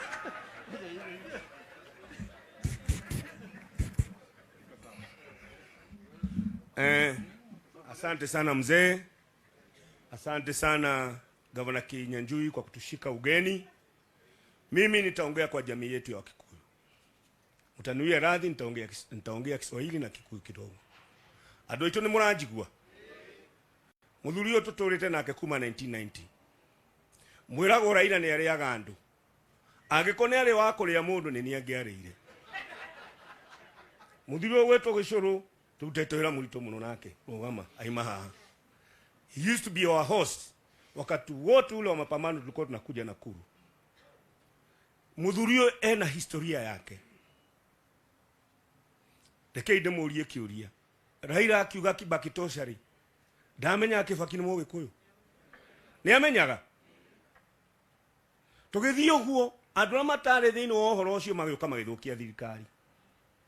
Gũkĩgĩa na thĩna 207. 207 ndio kana mũrarikana mũkĩona Mama Ida akĩrĩra Gĩthumo akiuga mbara ĩkĩ atĩa. He Mũgĩkũyũ wahũrirwo Gĩthumo. Thĩna warĩ gũkũ kwanyu. Niĩ ndĩrenda kũmũthaitha na ndĩmũririkanie ngoro ya mũthuri ũyũ nĩ njaramu ũguo, ndingiuga nĩ ta kĩi. Mwaka ũcio wa 207 akĩnyita John Nyaga kuma kũrĩa Eldoret akĩmũtua minister wake. Ndoĩ nĩ mũgema. Akĩnyita Shebeshi ũyũ akĩmũtwara bunge. Niĩ naniĩ akĩndua councilor wake thĩinĩ wa Nairobi. Huu ni mungwana ama si mungwana? Mũndũ ũcio ngere tondũ marĩ na thirikari na mũndũ wĩtagwo Uhuru rĩ, nĩ gĩkũ kĩigana araheire itĩ. Nĩ kũrĩ ndĩkĩmũrahenio mũthenya. Nĩtume hau he karũgano gataragio nĩ andũ no nĩ ngũmwĩra. Agĩũka kuga Kibaki tosha nĩ anjĩtire tondũ huona mũrũwe. Tũgĩikara thĩ akĩnjĩra tũrathiĩ gũteithia Kibaki. No kaũndũ kamwe na governor ndiũ kana nĩ ũĩ. Kibaki hĩndĩ ĩrĩa athiaga mũrĩmo ni twathire nake ku escort Kibaki. Twakinya kuo airport tugikora Kibaki abukirwo ndege ya guthie gite kia economy. Muthurio we ha akija tucoke tauni twethe mbeca ati president wake ndaguthie na economy Kibaki hari murwaru. Ucio ni mundu wa bata kati mundu wa bata. Kaundu karia kamagegania Kibaki twacoka twakuria Kibaki aingirite here already boarded ari gite-ine ana kire mathiruka na Raila nio manyitie muthurio ucio magithondeka nyamu itagwo stretcher tukiruta mundu ogwetwo Kibaki hau tukimutwara first class. Ihinda rito ria ucokia guoko ni rikinyu. Mugikuo wothe ungimweka kiundu kiega na ndacokagia guoko. Turare nake ha Kiambu Thursday. Arero ni andu a Kiambu atiriri. Ngarihitagwo ni mundu nau. Ate ngarihitagwo ni mundu nau. Kwe erirwo go tondu muru uria mukuru witagwo Fidel ahikanetie Kiambu. Mwana kiuria ungi nake ahikanetie Murang'a. Kwoguo ri mundu hakue na ithue ri. Mundu ungikara na ithue. Mundu ungiona thina, mundu ungiona mugiku akiona thina anyitwo tondu andu ake meko. No. Na theti baba. Ucio ngene the ndarendirie mwana wake West Africa. Mukamukinyira ri. Ne ngugweta ne nguina karumbu karia nyinaga twathiaga tukenete rugendo rwitu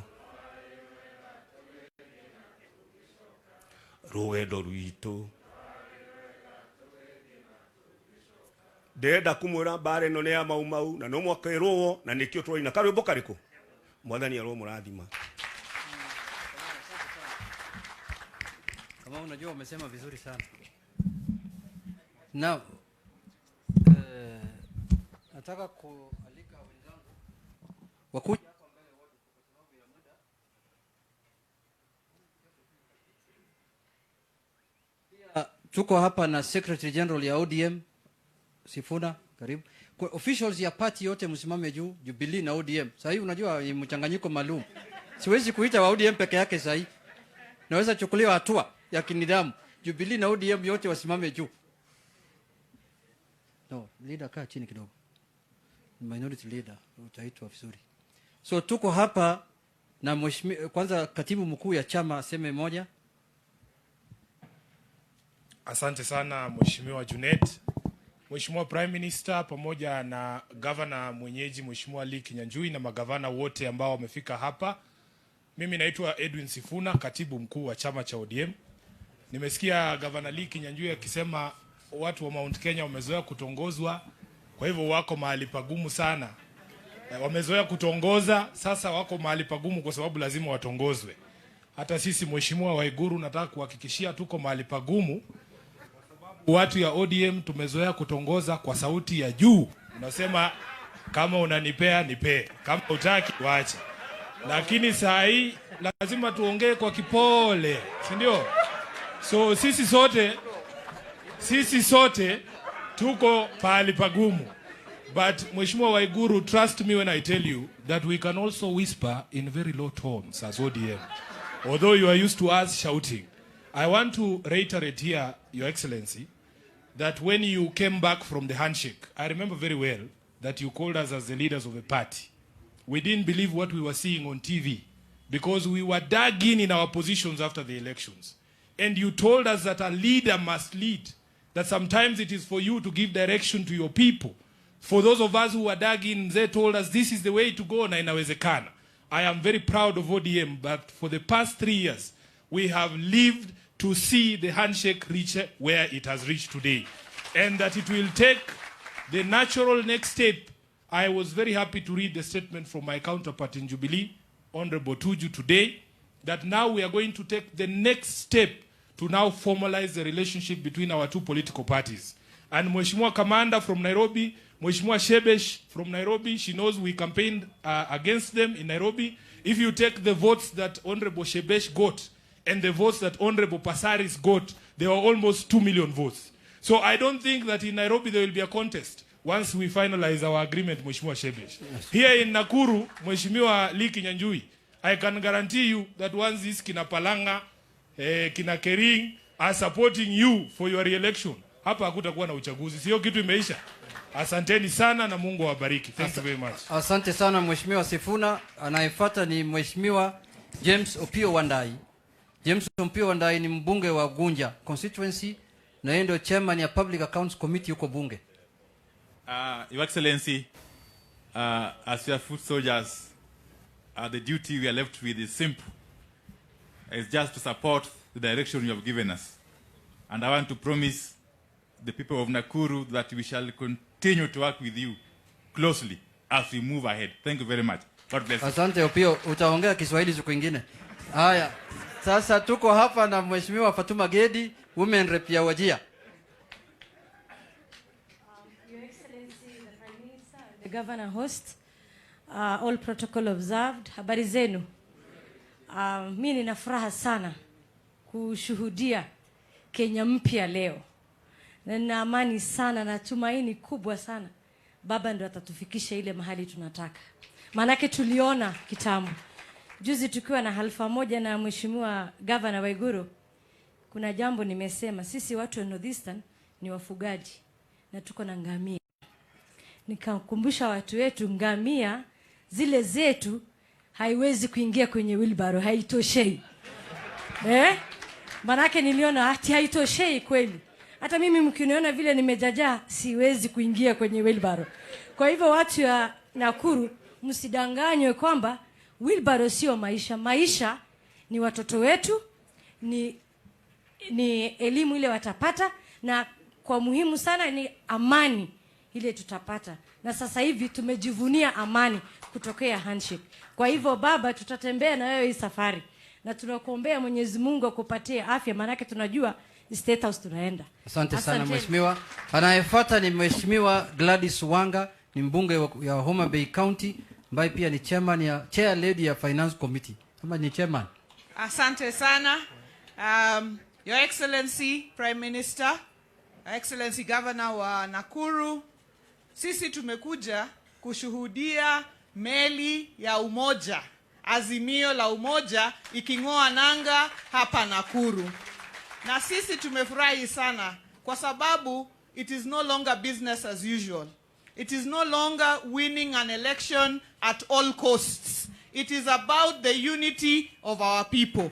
Kule tunasema ya kwamba pesa ama maendeleo inaogopa ugomvi. Na sisi kama Wakenya tukishikana pamoja, maendeleo utakuja kwetu na tutasonga mbele pamoja. Na mwisho ni kusema baba huyu tumeona matunda yake.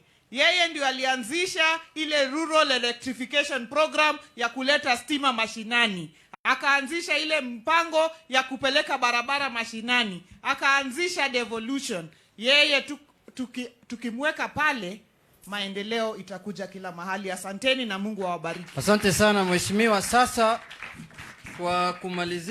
kwa kumalizia nataka nimwalike kiongozi wetu wa bunge ambaye ni minority leader aje azungumuze. Baada hiyo arudishe usukani kwa Governor Lee. Nataka kutambua pia executive director wetu wa chama Doro Ngwen. Kwa kumalizia nataka kusema hivi, nataka kuachia Kiswahili. Unajua mimi nimetembea huko Pwani na Joho mara mingi, nikajifundisha Kiswahili kidogo baada ya kutoka Migori. Governor amesema hapa tunatongosana, tunatongosa wengine hapa. Mimi nataka kuambia pia huko Mombasa wanasema nyege ni kunyegezana. Asanteni sana.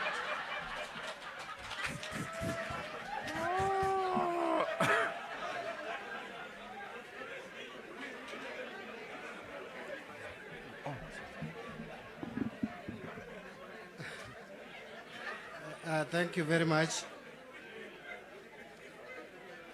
Asanteni sana.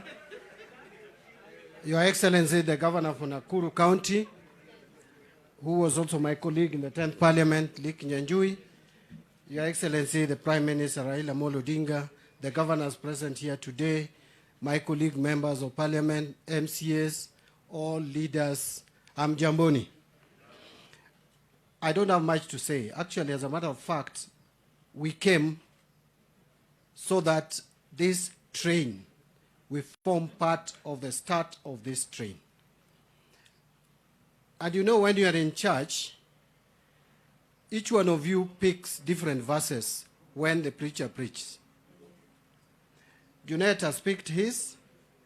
For me, I also picked something. And I hope I'm accurate. One, His Excellency, and I'm sure this is something they have shared with his brother, Uhuru Kenyatta, that unity will fix the country, that unity will fix the systems, that unity will fix the politics of the country, and finally, unity will fix our economy. Are we in agreement? That is what he said. Lastly, let me tell you something that I've learned with Honorable Raila Odinga. When he believes in something, he believes fully, entirely, and completely. And by the way, he really complicated life for me in 2018, Mheshimiwa Commander. Just 3 weeks before the handshake, I had declared publicly in Parliament that Uhuru Kenyatta is not the President of Kenya. When I saw the handshake, I got confused, and I actually said I don't want to even call him on phone. I rushed to his office and said, now, what is this you have done? He said, the instruction ndiyo hiyo, lazima ufuate. Na nimefuata. Saa hii ukiniambia Uhuru is not the president, utaniwacha tu chini. Utaniangusha kwanza, chini ndiye utaendelea na safari. So I tell you, I think we are not making stories. We are in this together. Baba, we thank you with your brother. We will give you the necessary support until where we will reach. And by the way, ODM, which I chair, the NEC that I chair, and the deputy party leader is here, the party leader is here, and other members of NEC, we had also ratified unity of purpose and pre-election coalition with Jubilee. Thank you very much.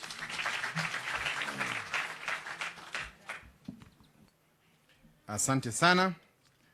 And I want to confirm that if these speeches were held some time back, the tone would have been very different. And we all agree. But when leaders begin to call each other brothers and ndugu yangu, things change for the country. And I think that's the country we want. Allow me also to quote a Swahili verse that says, undugu si kufanana. Undugu ni nini? Undugu ni nini? Sasa pia tukitongozana lazima tufanye nini? Asante. Allow me to invite Senator Njoroge. He's from Naivasha. And will be followed by Otuoma, Mheshimiwa Otuoma. Then from there we can go to my governors. Thank you. Please, here.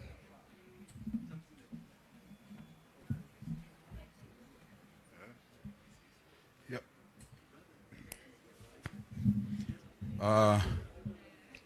Your Excellency, Right Honorable Raila Amolo Odinga, Your Excellency, the Governor of Nakuru. Kwanza yangu ni kushukuru sana kwa kuandaa hiki kikao cha kuzungumzia mambo ya umoja. Nitasema ya kwamba bila kuongea mambo mengi sana, kwa sababu mimi ni mwenyeji wa Nakuru County. Nitasema ya kwamba kitu ambacho kinaitwa umoja, ambao especially ODM na Jubilee wameungana kutuletea pamoja. Nafikiria hiyo ni safari ambaye ikiendelea vile inaendelea, hakuna shaka mwaka wa 2022 ama mwaka wa 2023 tutakuwa tumechukua hiki kiti by saa 5. Nikisema kuchukua, siongei juu ya mtu mwingine. Baba wakati atatangaza ya kwamba tuanze safari, hakuna lingine, safari ni hiyo. Natarajia gavana utakuwa pale, umekaa vile unakaa na baba hapo, akishaingia labda ataniruhusu pande ile ingine nijisukume pande hiyo ingine, lakini ni wakati ukifika.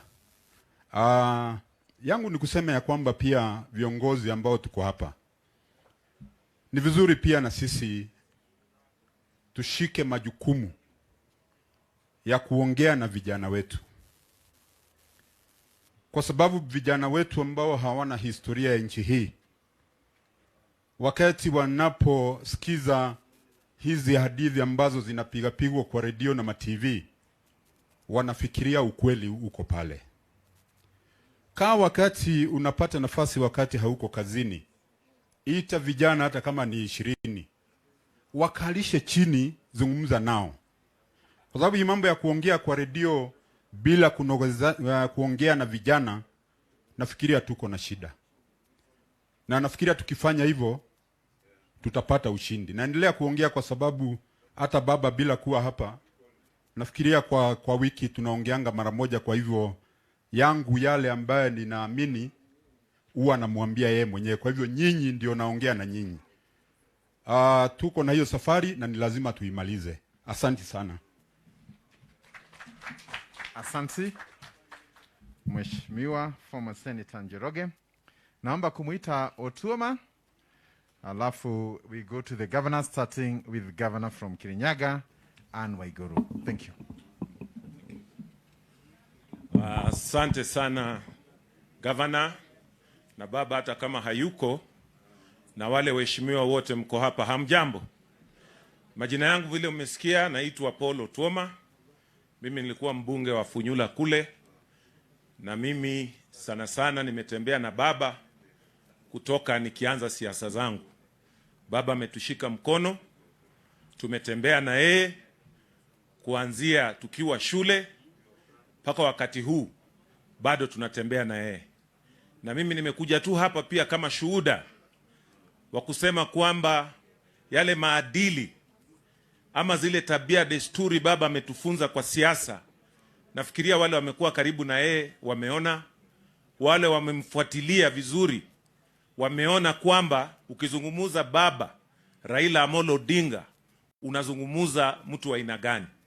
Kama ni siasa za Kenya amekuwa, tumeona sera zake, tumeona misimamo yake, tumeona mbinu zake za kujaribu kuleta nchi pamoja, kujaribu kuhakikisha kwamba Wakenya hata wakati tuna taabu ama tuna malalamishi, utaona baba akijitokeza vile wale wamezungumza hapa mbeleni na kusema hii njia haiwezi kutusaidia. Hii njia ndio inaweza kutuleta sisi wote pamoja, tushikane na tuende njia hiyo. Na hiyo ni kitu ambayo si ati ni ya kuambiwa, ni kitu unaweza kwamba ukizungumuza, ukiona, ukisoma historia ya baba hapa, utaona amekuwa mwaminifu kwa taifa hili. Hata wakati tuna tofauti hapa na pale za siasa, za mashindano za kisiasa, mwishowe huwa tunafika tunasema hapana, hii ndio njia. Na hata sisi ametufunza desturi hiyo. Sisi wengine tulikuwa vijana wadogo sana tukianza siasa, na mzee huyu ndiye ametushikilia. Mimi nilisimama kule kura Funyula, nilikuwa kijana tu karibu miaka 30. Na kutoka siku hiyo mzee akatushikilia. Nakumbuka mimi nilikuwa nimesimama na wakati huo alikuwa Vice President Mudi Awori. Nikaenda kwa mzee nikamwambia mimi nataka kungangana na mzee Mudi Awori. Mzee akaniambia utaweza kijana yangu. Nikasema ukinishika mkono nitaweza. Na kweli mzee alitufunza desturi, tukakuja bunge, tumejaribu kutetea nchi hii vile tuwezavyo. Na ni jukumu la kila Mkenya pahali ulipo pia kusimama, kuhesabiwa na kuchukua msimamo ambao utapeleka taifa hili mbele. Tusiwe saa nyingine na misimamo labda mikali, na hii misimamo haileti wa Kenya pamoja. Mzee hapa vile wamezungumza, mimi nakumbuka akisema Kibaki tosha. Wengi walikuwa watarajii kitu kama hiyo.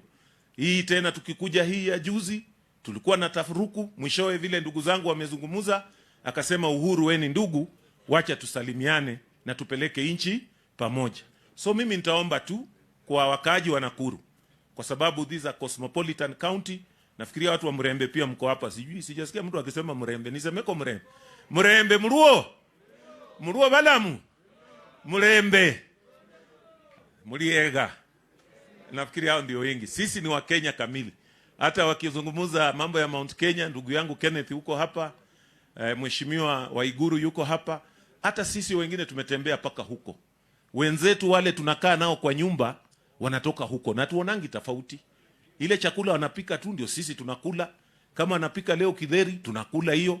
Ikiwa siku ya kula kumbe pia tuko tu na hiyo na ugali, tunanyorosha tu, because we are learning from all this diversity. Wakati nilienda kule wengine walikuwa kuli samaki, lakini waziri mkuu akanipa nafasi ya kuwa waziri wa uvuvi. Na tukaanza kupeleka samaki kule. Na siku hizi naona hata huko Murang'a kwa kina Peter kule ndio wanakuza samaki zaidi. Ukienda Kikomba, samaki mingi inakuliwa kule Nairobi, inatoka huko. So Kenya is diverse. Tukiweka nguvu zetu pamoja, tunaweza kujenga taifa ambalo linatutosha wote. Bora tuangalie track record tuko nayo, vijana wasiweze kupotoshwa. Asanteni sana, Mungu awabariki. Naomba tushikane pamoja, tusaidie baba na Mheshimiwa Uhuru Kenyatta, watupe mwongozo mzuri. 2022 tuwe na Kenya ambaye kila Mkenya anajisikia yeye ni mshindi. Asanteni sana, Mungu awabariki. I'm told that we skipped a lady from Nakuru, maybe to speak on behalf of the women here. Allow me to invite Eunice from Naivasha. Then you come to the governors.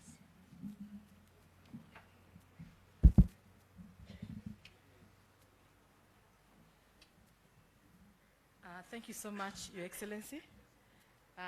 Waheshimiwa wote, hamjambo. Na wananchi hamjambo.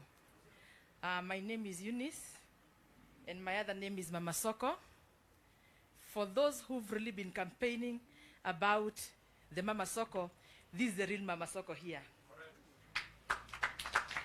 Do I look as if I can fit in a wheelbarrow? Do I look like that? We say in Kikuyu land, my governor will probably translate, Hamwere nye gugade mojaruo. He will translate that. When you look at me, you think I come from the other side of the country, isn't it? And I think I'm the most cosmopolitan person. Waiguru here is my governor back at where I'm born. But I came here, and this, our county, as the governor said, is the county that you can become anyone.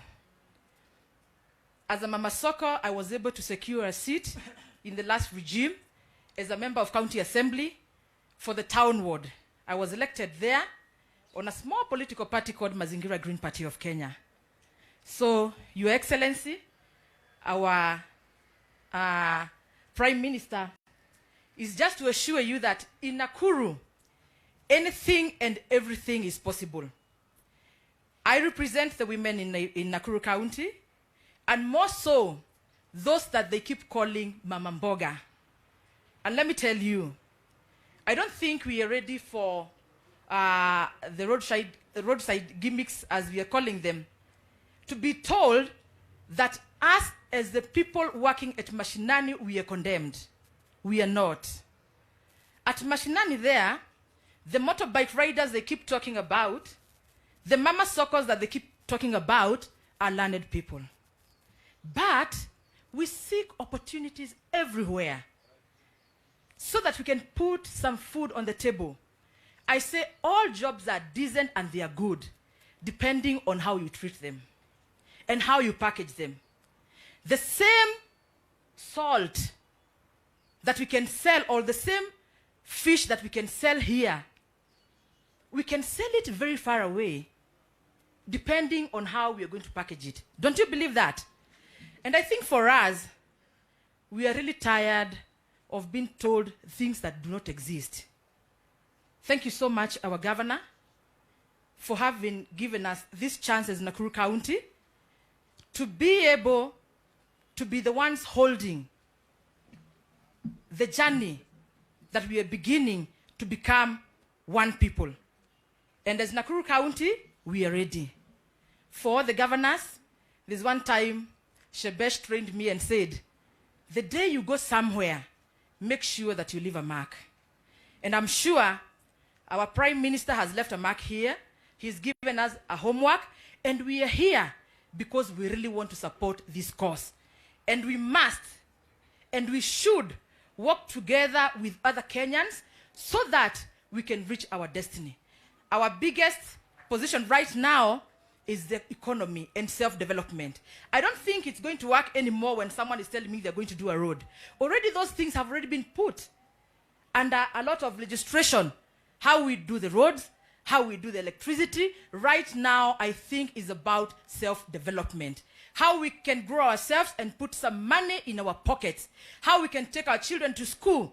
I think we have suffered most as far as historical injustices are concerned. When we say that these areas are supposed to to be divided so that we can get more representation. Everybody knows here that representation comes with money.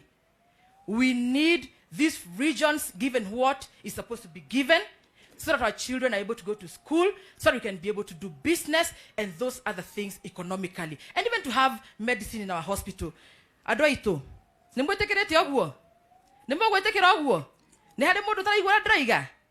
we walk together this journey so that we can be included. We don't want someone talking about us when we are not at the decision-making table. Thank you so much, our governor. Thank you so much, our Honorable Raila. Thank you. Asante sana, sauti ya kina mama. Naomba sasa twende to our colleague governors who've traveled from Laikipia, Kakamega, and all the way from Kirinyaga. Allow me to invite our only Minji Minji in the house. Thank you.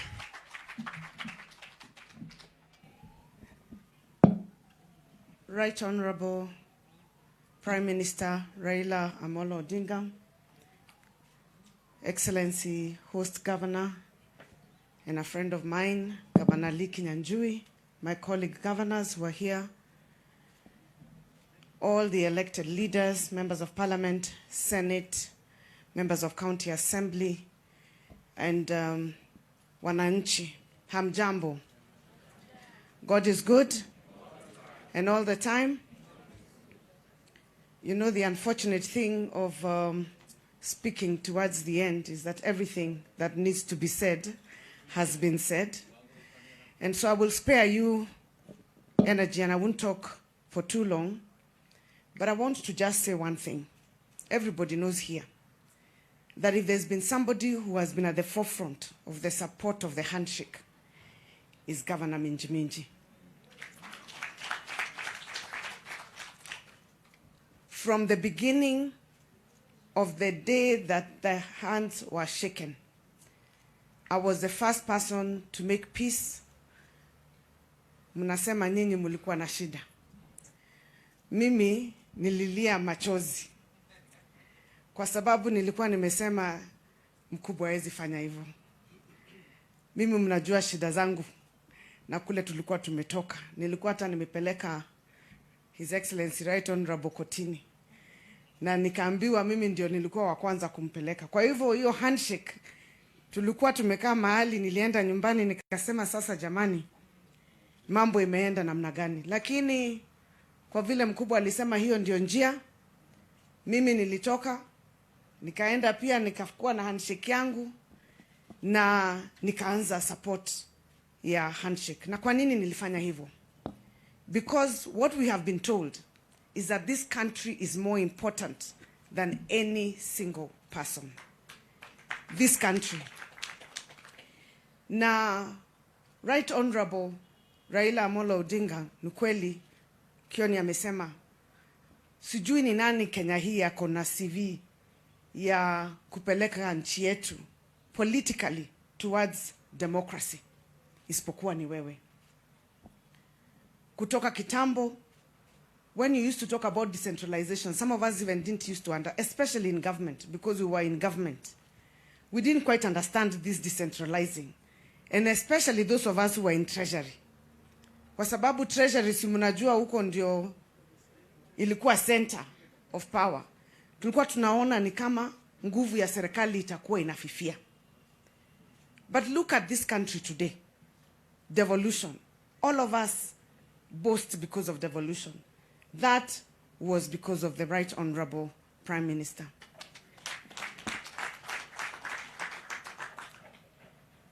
Issues that you have had this Jumuiya ya Umoja. The Declaration of Unity. Azimio la Umoja. This is a journey we are starting that will end in August 2022. As in installing the next government. And I want to speak to the people of Mount Kenya. Because we have been speaking. Na sisi kama viongozi wa Mount Kenya, tumejipanga. Mumetuona, tukizunguka, tukisema we are putting our heads together. We want to bring our people together. And we also want to bring knowledge, and the truth to the people of Mount Kenya. There is no way we will agree to go to opposition. Kuna mtu hapa anataka kwenda opposition? Nega na mareda go the opposition. Watu wa Mount Kenya vile umesikia, sisi tumezoea kuwa ndio tongoza. Sisi ndio tunakuanga kwa serikali. Na hatutakubali wakati huu tudanganywe tuende tujikute tuko opposition. Na niwaambie kwa nini? Kwa sababu mnadanganywa. Kuna watu hati mtu akitokea kwa barabara uone crowd unasema huyu ndio ataingia State House. Crowds tumeziona miaka ngapi? Hakuna campaign. Hata mimi leo nikisema nitasimama nitoke hapa nje nitakuwa na crowd, lakini siku ya kura ndio zinahesabiwa, mtu anajua hakukuwa na crowd, hakukuwa na watu walikuwa tu hapo wanafanya nini? Wanakula, wako biashara wengine. Si ndio? Kwa sababu lazima uone Kenya in the context of elections. We cannot have, and I said this the other day, dividing Mount Kenya in the guise of trying to convince them or cheat them that they will be in government while we know very well it is not possible. Kwa sababu ukiangalia upande wa Nyanza, iko locked. Iko locked ama iko locked? Ukienda upande wa Western, pia huko iko? Ukienda upande wa Coast, pia huko kuko? Ukienda Northeastern, kuko? Ukambani yote, iko pande? Nairobi, pia Nakuru, zikiwa ndio cities, zote ziko? Sasa unaingia State House na kura gani? Which kuras are going to take you to State House? Huh? Na nirenda twaririe andu aitu mutige kuhenio tuthie twikore kuria mwena wa opposition. Sisi hatujazoea opposition na hatutaenda opposition, na watu wetu wasikubali kudanganywa waende opposition. Kwa sababu uangalia nchi ni kubwa. The Right Honorable Prime Minister akisimama tu hivi peke yake, 40% of the country iko locked. Hata hajaangalia hata deputy ni wa kutoka upande gani. Kumuongezea tu ni kumjazia. Wengine bado wanatafuta. So let me speak to Mount Kenya. Totigetekere andu aitu kuhenio tutwarwo mwena wa opposition. Wakere, today is a very good day because of the message of hope. You cannot build a country on division. You must be able to bring people together. A message of forgiveness, not of hatred. We must inspire our youth to respect their elders, not to insult them. We must be able to tell people that we can drive the economy by bringing those who are below to come up to where the others are, not to tell those ones who are below to pull the ones who are up to go down. That is not how countries develop. Ati unaambiwa hawa wako na pesa ndio wanaitwa hivi na nyinyi mnaitwa hivi. Ati kwa hivyo kwa nini mna? Kwa sababu hawa wako nayo. Countries develop when we all move the entire country together with proper economic and fiscal policies. Juzi nimewaambia kule Kirinyaga, msidanganywe ati mtu atatoa pesa kuja waletee. Akikupatia leo na kesho zitatoka wapi? We must have policies and programs that uplift our people. Na leo tumesikia in the declaration the proposals on the improvement of our economy. We have heard on how we will stabilize this country because we must be together. Lazima tuwe pamoja. We cannot develop one part of the country at the expense of the other. You cannot demonize one part of the country and elevate another one. That's not how countries run. Mimi ninafurahi kwa sababu leo tumekuwa na kitu ambayo inaitwa hope. There is hope. Inawezekana. Inawezekana ama haiwezekani? Inawezekana. There is hope. There is hope that we can rebuild our economy from where we are to bring up the people who are below to where the others are, but not to pull down. There is hope that we can have peace in this country after a general election. There is hope that our youth will find enough employment in this country. There is hope because, as you've heard my commander say, if you look at the Right Honorable Prime Minister, he has no other interest.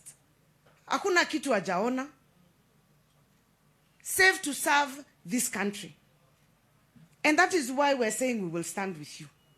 Sisi tutaongea na watu wetu, tusimame na Right Honorable Raila Amolo Odinga. Because he will give us hope. He will give us a vision, and you have had the beginning of that vision. Tupeleke watu wetu kwa serikali ambayo inakuja, na tusikakue ati watu ambao tunadhania niro nitumenyerete muno gukorwo thirikari ni it's taken for granted. It is not. Na vile tumeambiwa tusipojipanga, we might find ourselves on the outside. Let us be wise people. Yekoyo kiugaga mundu mugene ke ne mutare. Na mundu mukuru na mukuru ni eragwo no korumwete kagatia atarumagu. A wise person is cancelled. And in this journey, we will start educating our people on the matters of gender. Me, I'm very happy because if I know of one person who stands on matters of gender, I guarantee you is the Right Honorable Prime Minister. Kusema kweli wanaume sana waelewangi maneno ya gender. Hata Junet nimemfundisha tu juzi. Hawaelewi sana maneno ya gender parity. Ukiangalia kule Council of Governors, kina mama ni wawili. Unfortunately, we were 3, we lost our sister. Na tusipo zingatia hii maneno tutaenda reverse. Kule bunge, wale ambao wamechaguliwa, ukilinganisha na wanaume, isipokuwa ile kiti ya women rep, general members of parliament, ni karibu tu 20 out of 290. Yet this country is 50% women. Over 50%. But if there's one person who understands, na umesikia hapo, mimi vasi ile mimi nimeenda nayo, kila mtu amechukua vasi yake. Mimi vasi yangu ile nimechukua kutoka kwa speech ya Right Honorable ni agenda. Nimesikia hapo kuna maneno ya gender equality, economy. Hiyo maneno ya economy itaangaliwa, hiyo maneno ya political, lakini amesema pia hiyo gender. It is very important that we consider the other over 52% of our country in elective politics, in public and in private sector. That is how you grow a country, by ensuring that the country is balanced, by having gender representation. Mimi sitaongea zaidi ya hayo. Niseme tu mwanzo wa this declaration of unity is a good journey that we have started. Na vile tulikuwa tumezunguka na hiyo ya BBI, sisi tutaingia kwa ile train tuanze tena kuzunguka. Because we must be seen in Western so that people can know that Kenya is one. And those people from Western wakuje kwetu. Pia waonekane wapi? Mount Kenya. That is how we will build our country.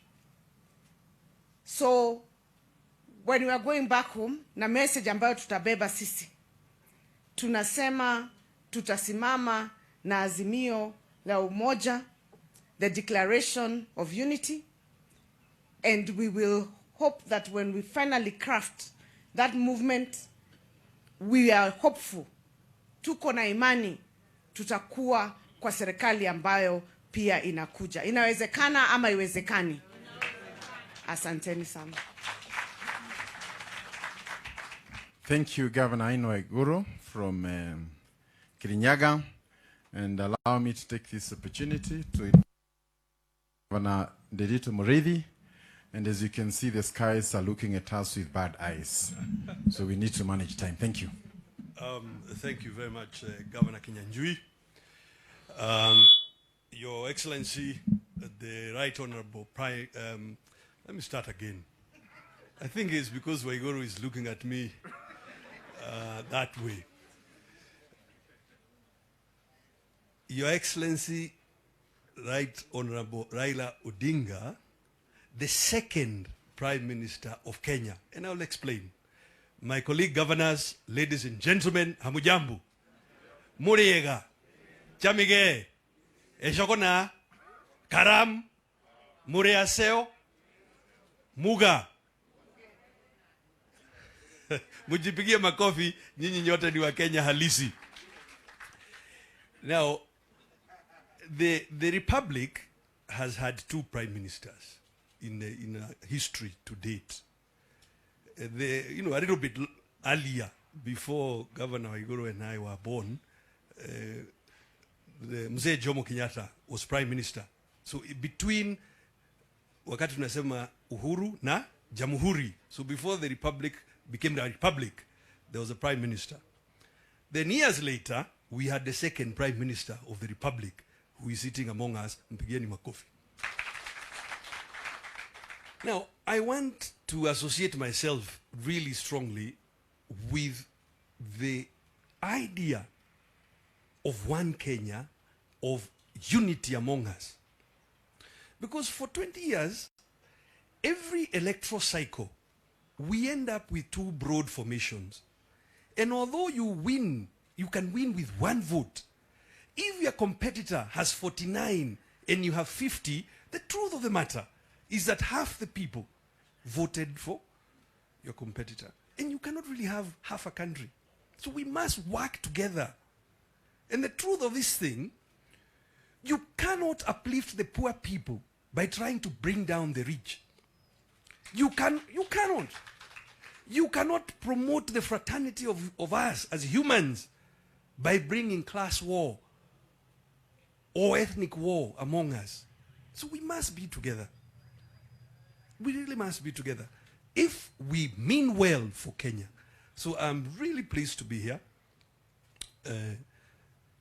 Prime Minister and our colleague, Governor Kinyanjui. Thank you for inviting us here so that we can speak in one voice as leaders. And I agree, leaders must lead. We must lead.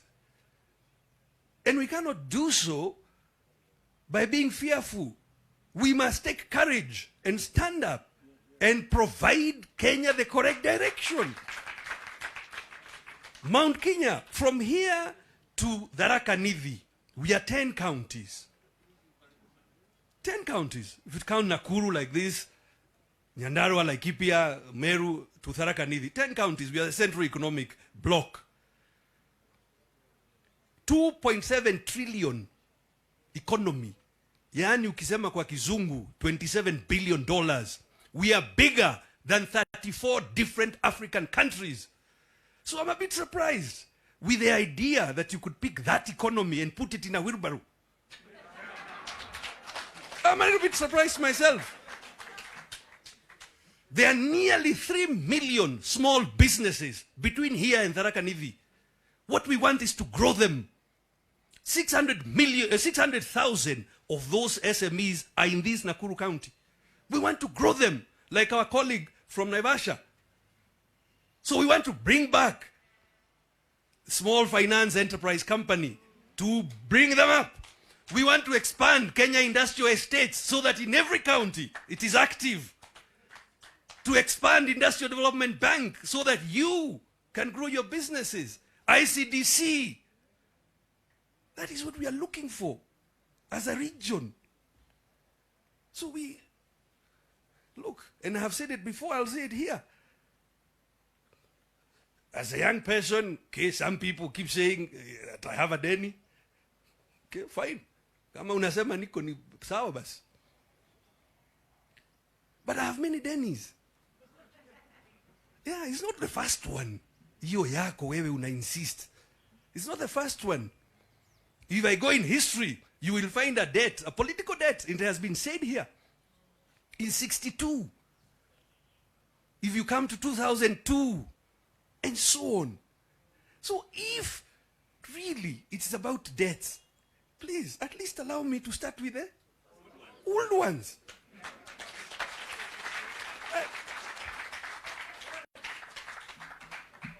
Tafadhali. Let me tell you how we speak ourselves. We are half wafugaji. Kwa hivyo tunasema tapasali. Hebu semeni tapasali. Yeah. So we mean well for all Kenyans, and I want to thank all of you and Right Honorable Raila Odinga for this effort to make Kenya better. And we'll make Kenya better by growing not just those 3 million small businesses that are in this region, but all the small businesses that are in Kenya, by uplifting the livestock trader, by uplifting the camel herder, by uplifting the small-scale farmer. That is how we shall grow the economy. And we cannot do that in an environment of fear, in an environment of reclamation. We must reach out to one another and build a better Kenya together. Inawezekana haiwezekani? Inawezekana haiwezekani? Ashe Oleng. Asante. Thank you, Governor Nderitu Muriithi from Laikipia. And I must say he's our money man and our economist. Whenever we want to refer matters economy, we go back to him. So thank you very much for that good welcome. Allow me to invite our senior former Council of Governor Chair and Governor of Kakamega to address us. Thank you, Governor Wycliffe Oparanya.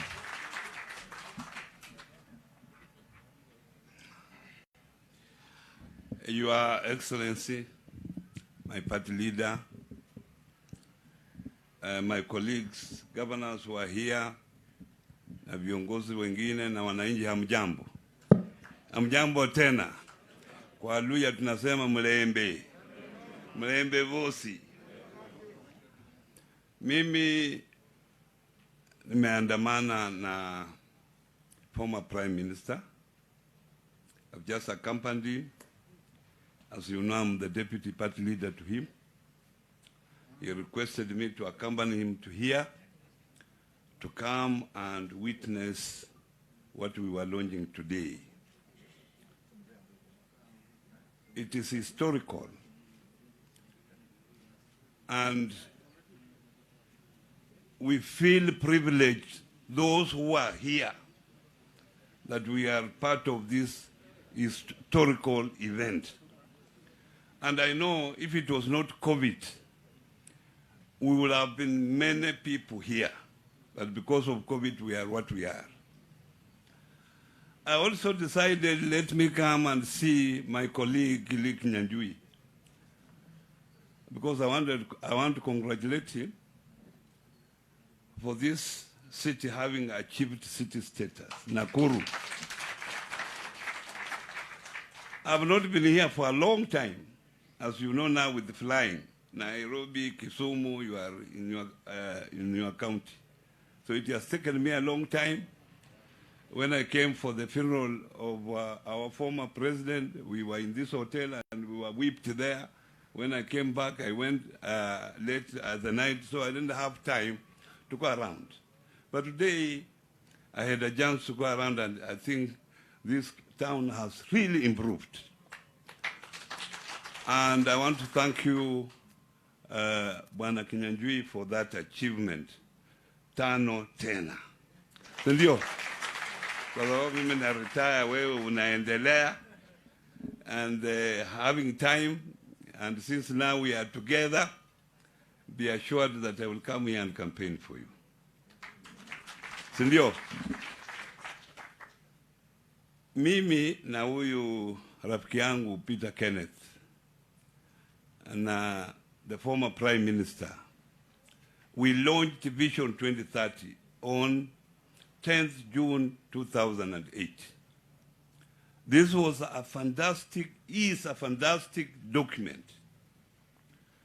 And this document came up with 3 major pillars that as a country we have to pitch our growth. The social pillar, the economic pillar, and the political pillar. Na unajua nchi hii mambo imeenda mbaya, aswa mambo ya uchumi, because of 2 major things. Corruption, number 1. Ya pili, tribalism. Kwa sababu corruption, those who have been given opportunity to serve wananchi, because our government is there to serve you, instead of serving you, they enrich themselves. And this has affected the growth of our economy. We had projected that in 10 years, from 2008 to 2018, our economy will grow up to 10%. If it grew up to 10%, we will have created more jobs for our people. This has not happened. The best we have achieved is 7%. And unless the economy grows, where are you going to get the jobs of all these people who are coming out of schools? And the other thing is tribalism. You have been given opportunity to serve Kenyans, and you start serving your tribe, not even your tribe, your village. Mtu akija kwa ofisi, unamuuliza hata ukiwa kule kwangu unatoka wapi. Unataka ujue ni constituency gani. Hata ukifika constituency hiyo unasema village gani. Ndio you serve the person. Why can't we be like Tanzania here? Tanzania now, the economic growth is better than Kenya. I can tell you. These are countries who have been behind us in terms of economic growth. But they have been able to achieve this because of, in Tanzania, there's no tribalism. And some people who waste their times with tribalism, hata mkisema sasa Uhuru si ni president, wengine hapa hata wazesonga karibu na Uhuru, na wewe ni Kikuyu. We need leaders who can create an enabling environment for people to thrive. That's all. That's what you need from a leader. Make sure the farmers wanapata haki yao. Wafanyakazi ya biashara wanapata haki yao. Wale ambao wamekuwa na bahati kupata kazi wanapata haki yao. That's what a leader is required from you. Because it will be difficult to say that you want to serve your tribe only. It becomes a problem as a leader. So long as we unite, as today we have agreed that as a country we are going to unite, this is the only way that we can help our mama boga. That's how we can grow this economy to help you people who are here. And let me say, let this be a beginning for our country to be together. I remember once the president said that you cannot claim to be a president when you are only running 50% of your country. Samani, before handshake, singeenda Kisumu. Lakini siku hizi naenda hata bila Raila. Lakini siku zile paka tupange, tuone tujipange. Security iende huko, ikae huko miezi 2. Na hiyo ni pesa. Lakini saa hii hata sitaki kujua Raila ako wapi. Naenda Kisumu, naongea na watu, narudi. And that's what we require in this country if we have to progress. Mumesema mimi natoka huko Western tumelock. Nimesikia mwingine wamelock. Sasa tukifanya lock bas. And let me tell you, I've been close to Raila since 2004. When I became a member of parliament. We have been together all along. And I think if you gave an opportunity to this guy who is here, this country will be different, I can assure you. Kwa hivyo tutembelee pamoja, tuone nchi yetu inaendelea mbele. Asanteni sana. Asante. Naona sasa tunafika kikomo, lakini tu kabla sijamualika former Prime Minister aseme mawili alafu tufunge kisha tuweze kupata chakula. Ningetaka tu kusimulia hadithi kidogo kwamba kuna yule mama moja ambaye alikuwa mzee, na unajua kwetu baadhi ya pahali kina Waiguru wanatoka upishi haujapatiwa kikaombele. Wakati mwingi wanga wana boil and many things. Sasa lakini pia watu huko hajazoea kula samaki. Si desturi yao kula samaki. Lakini siku moja wajukuu waliamua kwamba watapika samaki, waipike kwa njia ya kipekee, wampatie yule nyanya, lakini hawatamwambia kwamba ni akapatiwa, akala, akaongezwa, na alikuwa ameapa kwamba hawezi kula nini? Alipopatiwa na akala, kesho yake akaulizwa, nyanya, tangu lini ukaanza kula samaki? Akasema, mimi siwezi kula nini? Alipoambiwa kwamba jana ile ilikula saa 6 ilikuwa ni samaki, alisema bas nitaanza kuikula. The moral of the lesson, we have to change our cooking habits. Isn't it? We must cook it in a way. Correct? Even those who don't eat it, begin. Mwache boiro. Thank you very much. And allow me to take this opportunity to invite the former Prime Minister to address and again to close this meeting. Thank you very much.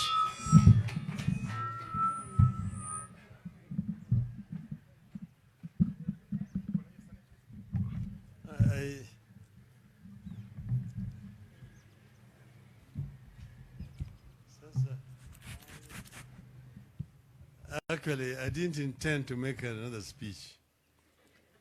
But I just want to toa shukrani kwa nyinyi nyote wale ambaye wamepata fursa ya kusema machache hapa.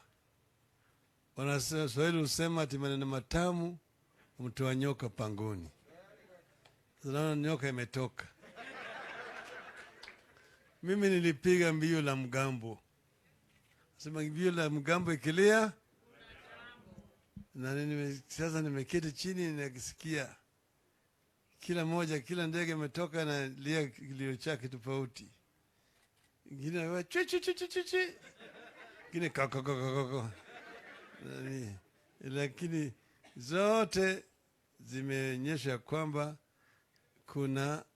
kuna njia. Panaponea panajasio. Kwa hiyo mimi nimefurahi sana.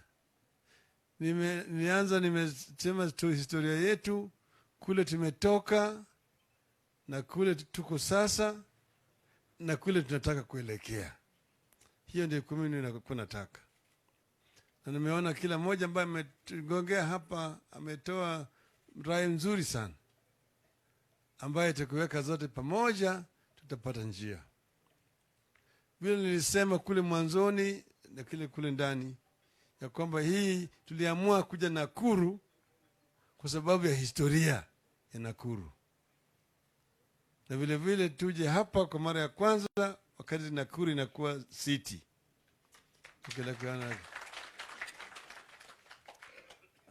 Hapa ndio tukuje hapa tupige mbio la mgambo.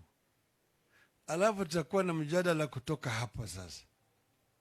Vile nimesema wiki hii siku ya Alhamisi tutakuwa huko Nyanza. Kuziwani. Mahali naitwa Sikri. Pale wale wa Jaluo, wa Kisii na wa Kuria watakuja pamoja na kuongea na kupitisha azimio ya Nyanza. Keshowe watakuwa kule Ingo, kule kwa Paranya, kule Kakamega. Na wana wa Ingo vile vile watafanya mambo yao. Kutoka hapo sasa tunaenda baharini huko mwanzo wa Kenya, huko Mombasa, na watu wa pwani watapata nafasi vile vile ya kuongea na kutoa maoni yao, ili vile vile tuwe na azimio ya watu wa pwani. Baadaye tutaenda huko kaskazini magharibi kule kwa Fatuma, ili Wariahi na vile vile wapate nafasi ya kuongea na waseme mambo yao yote, hata ya ngamia yote. Kisha tutaingia bondeni hapa, bonde la Ufa. Tutaenda huko juu, huko Turkana, tuongee na Waturkana huko. Alafu tutakuja hapo katikati hapo, wale wa Pokot, wa Elgeyo Marakwet, wa Baringo, wa Tugen, huko wa Nandi na Uasin Gishu wataongea. Baadaye tutaongea na wale wa Kericho na Bomet. Alafu tunakwenda kwa Wamaa, ndugu wetu Wamaa, Kajiado na Rock na Samburu. Baadaye tutaenda sasa kule mashariki, kule kusini mashariki, kule Wakamba. Alafu kutoka pale tunaenda juu huko kwa upande ya wa Borana, wa Isiolo na Marsabit. Baadaye tutakuja sasa mlimani hapa, tutakuja kupanda mlima, tutakuja kupanda mlima. Sasa najua Fatuma ndaleta ile ngamia ambaye anaweza kupanda mlima, na wengine wataleta ile punda, na wengine wataleta ng'ombe, sio? Alafu kutoka pale tutaingia Nairobi. Alafu mambo itakuwa yamekwisha. Kutoka pale sasa tutatoka na ile azimio ya Wakenya, ambayo sasa tutaanza kutembea sasa kama Wakenya ambao wameungana pamoja kwa sababu ya ukombozi wa tatu na uhamisho wa kiuchumi wa taifa letu. Hiyo ndio mwenendo tunataka kutoka. Kwa hivyo sasa nikisema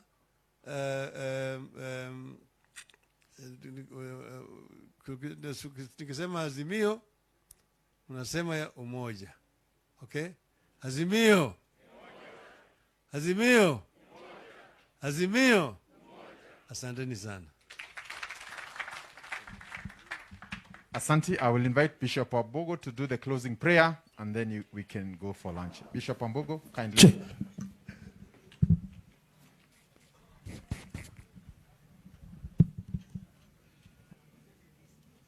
Asanteni sana kwa uvumilivu.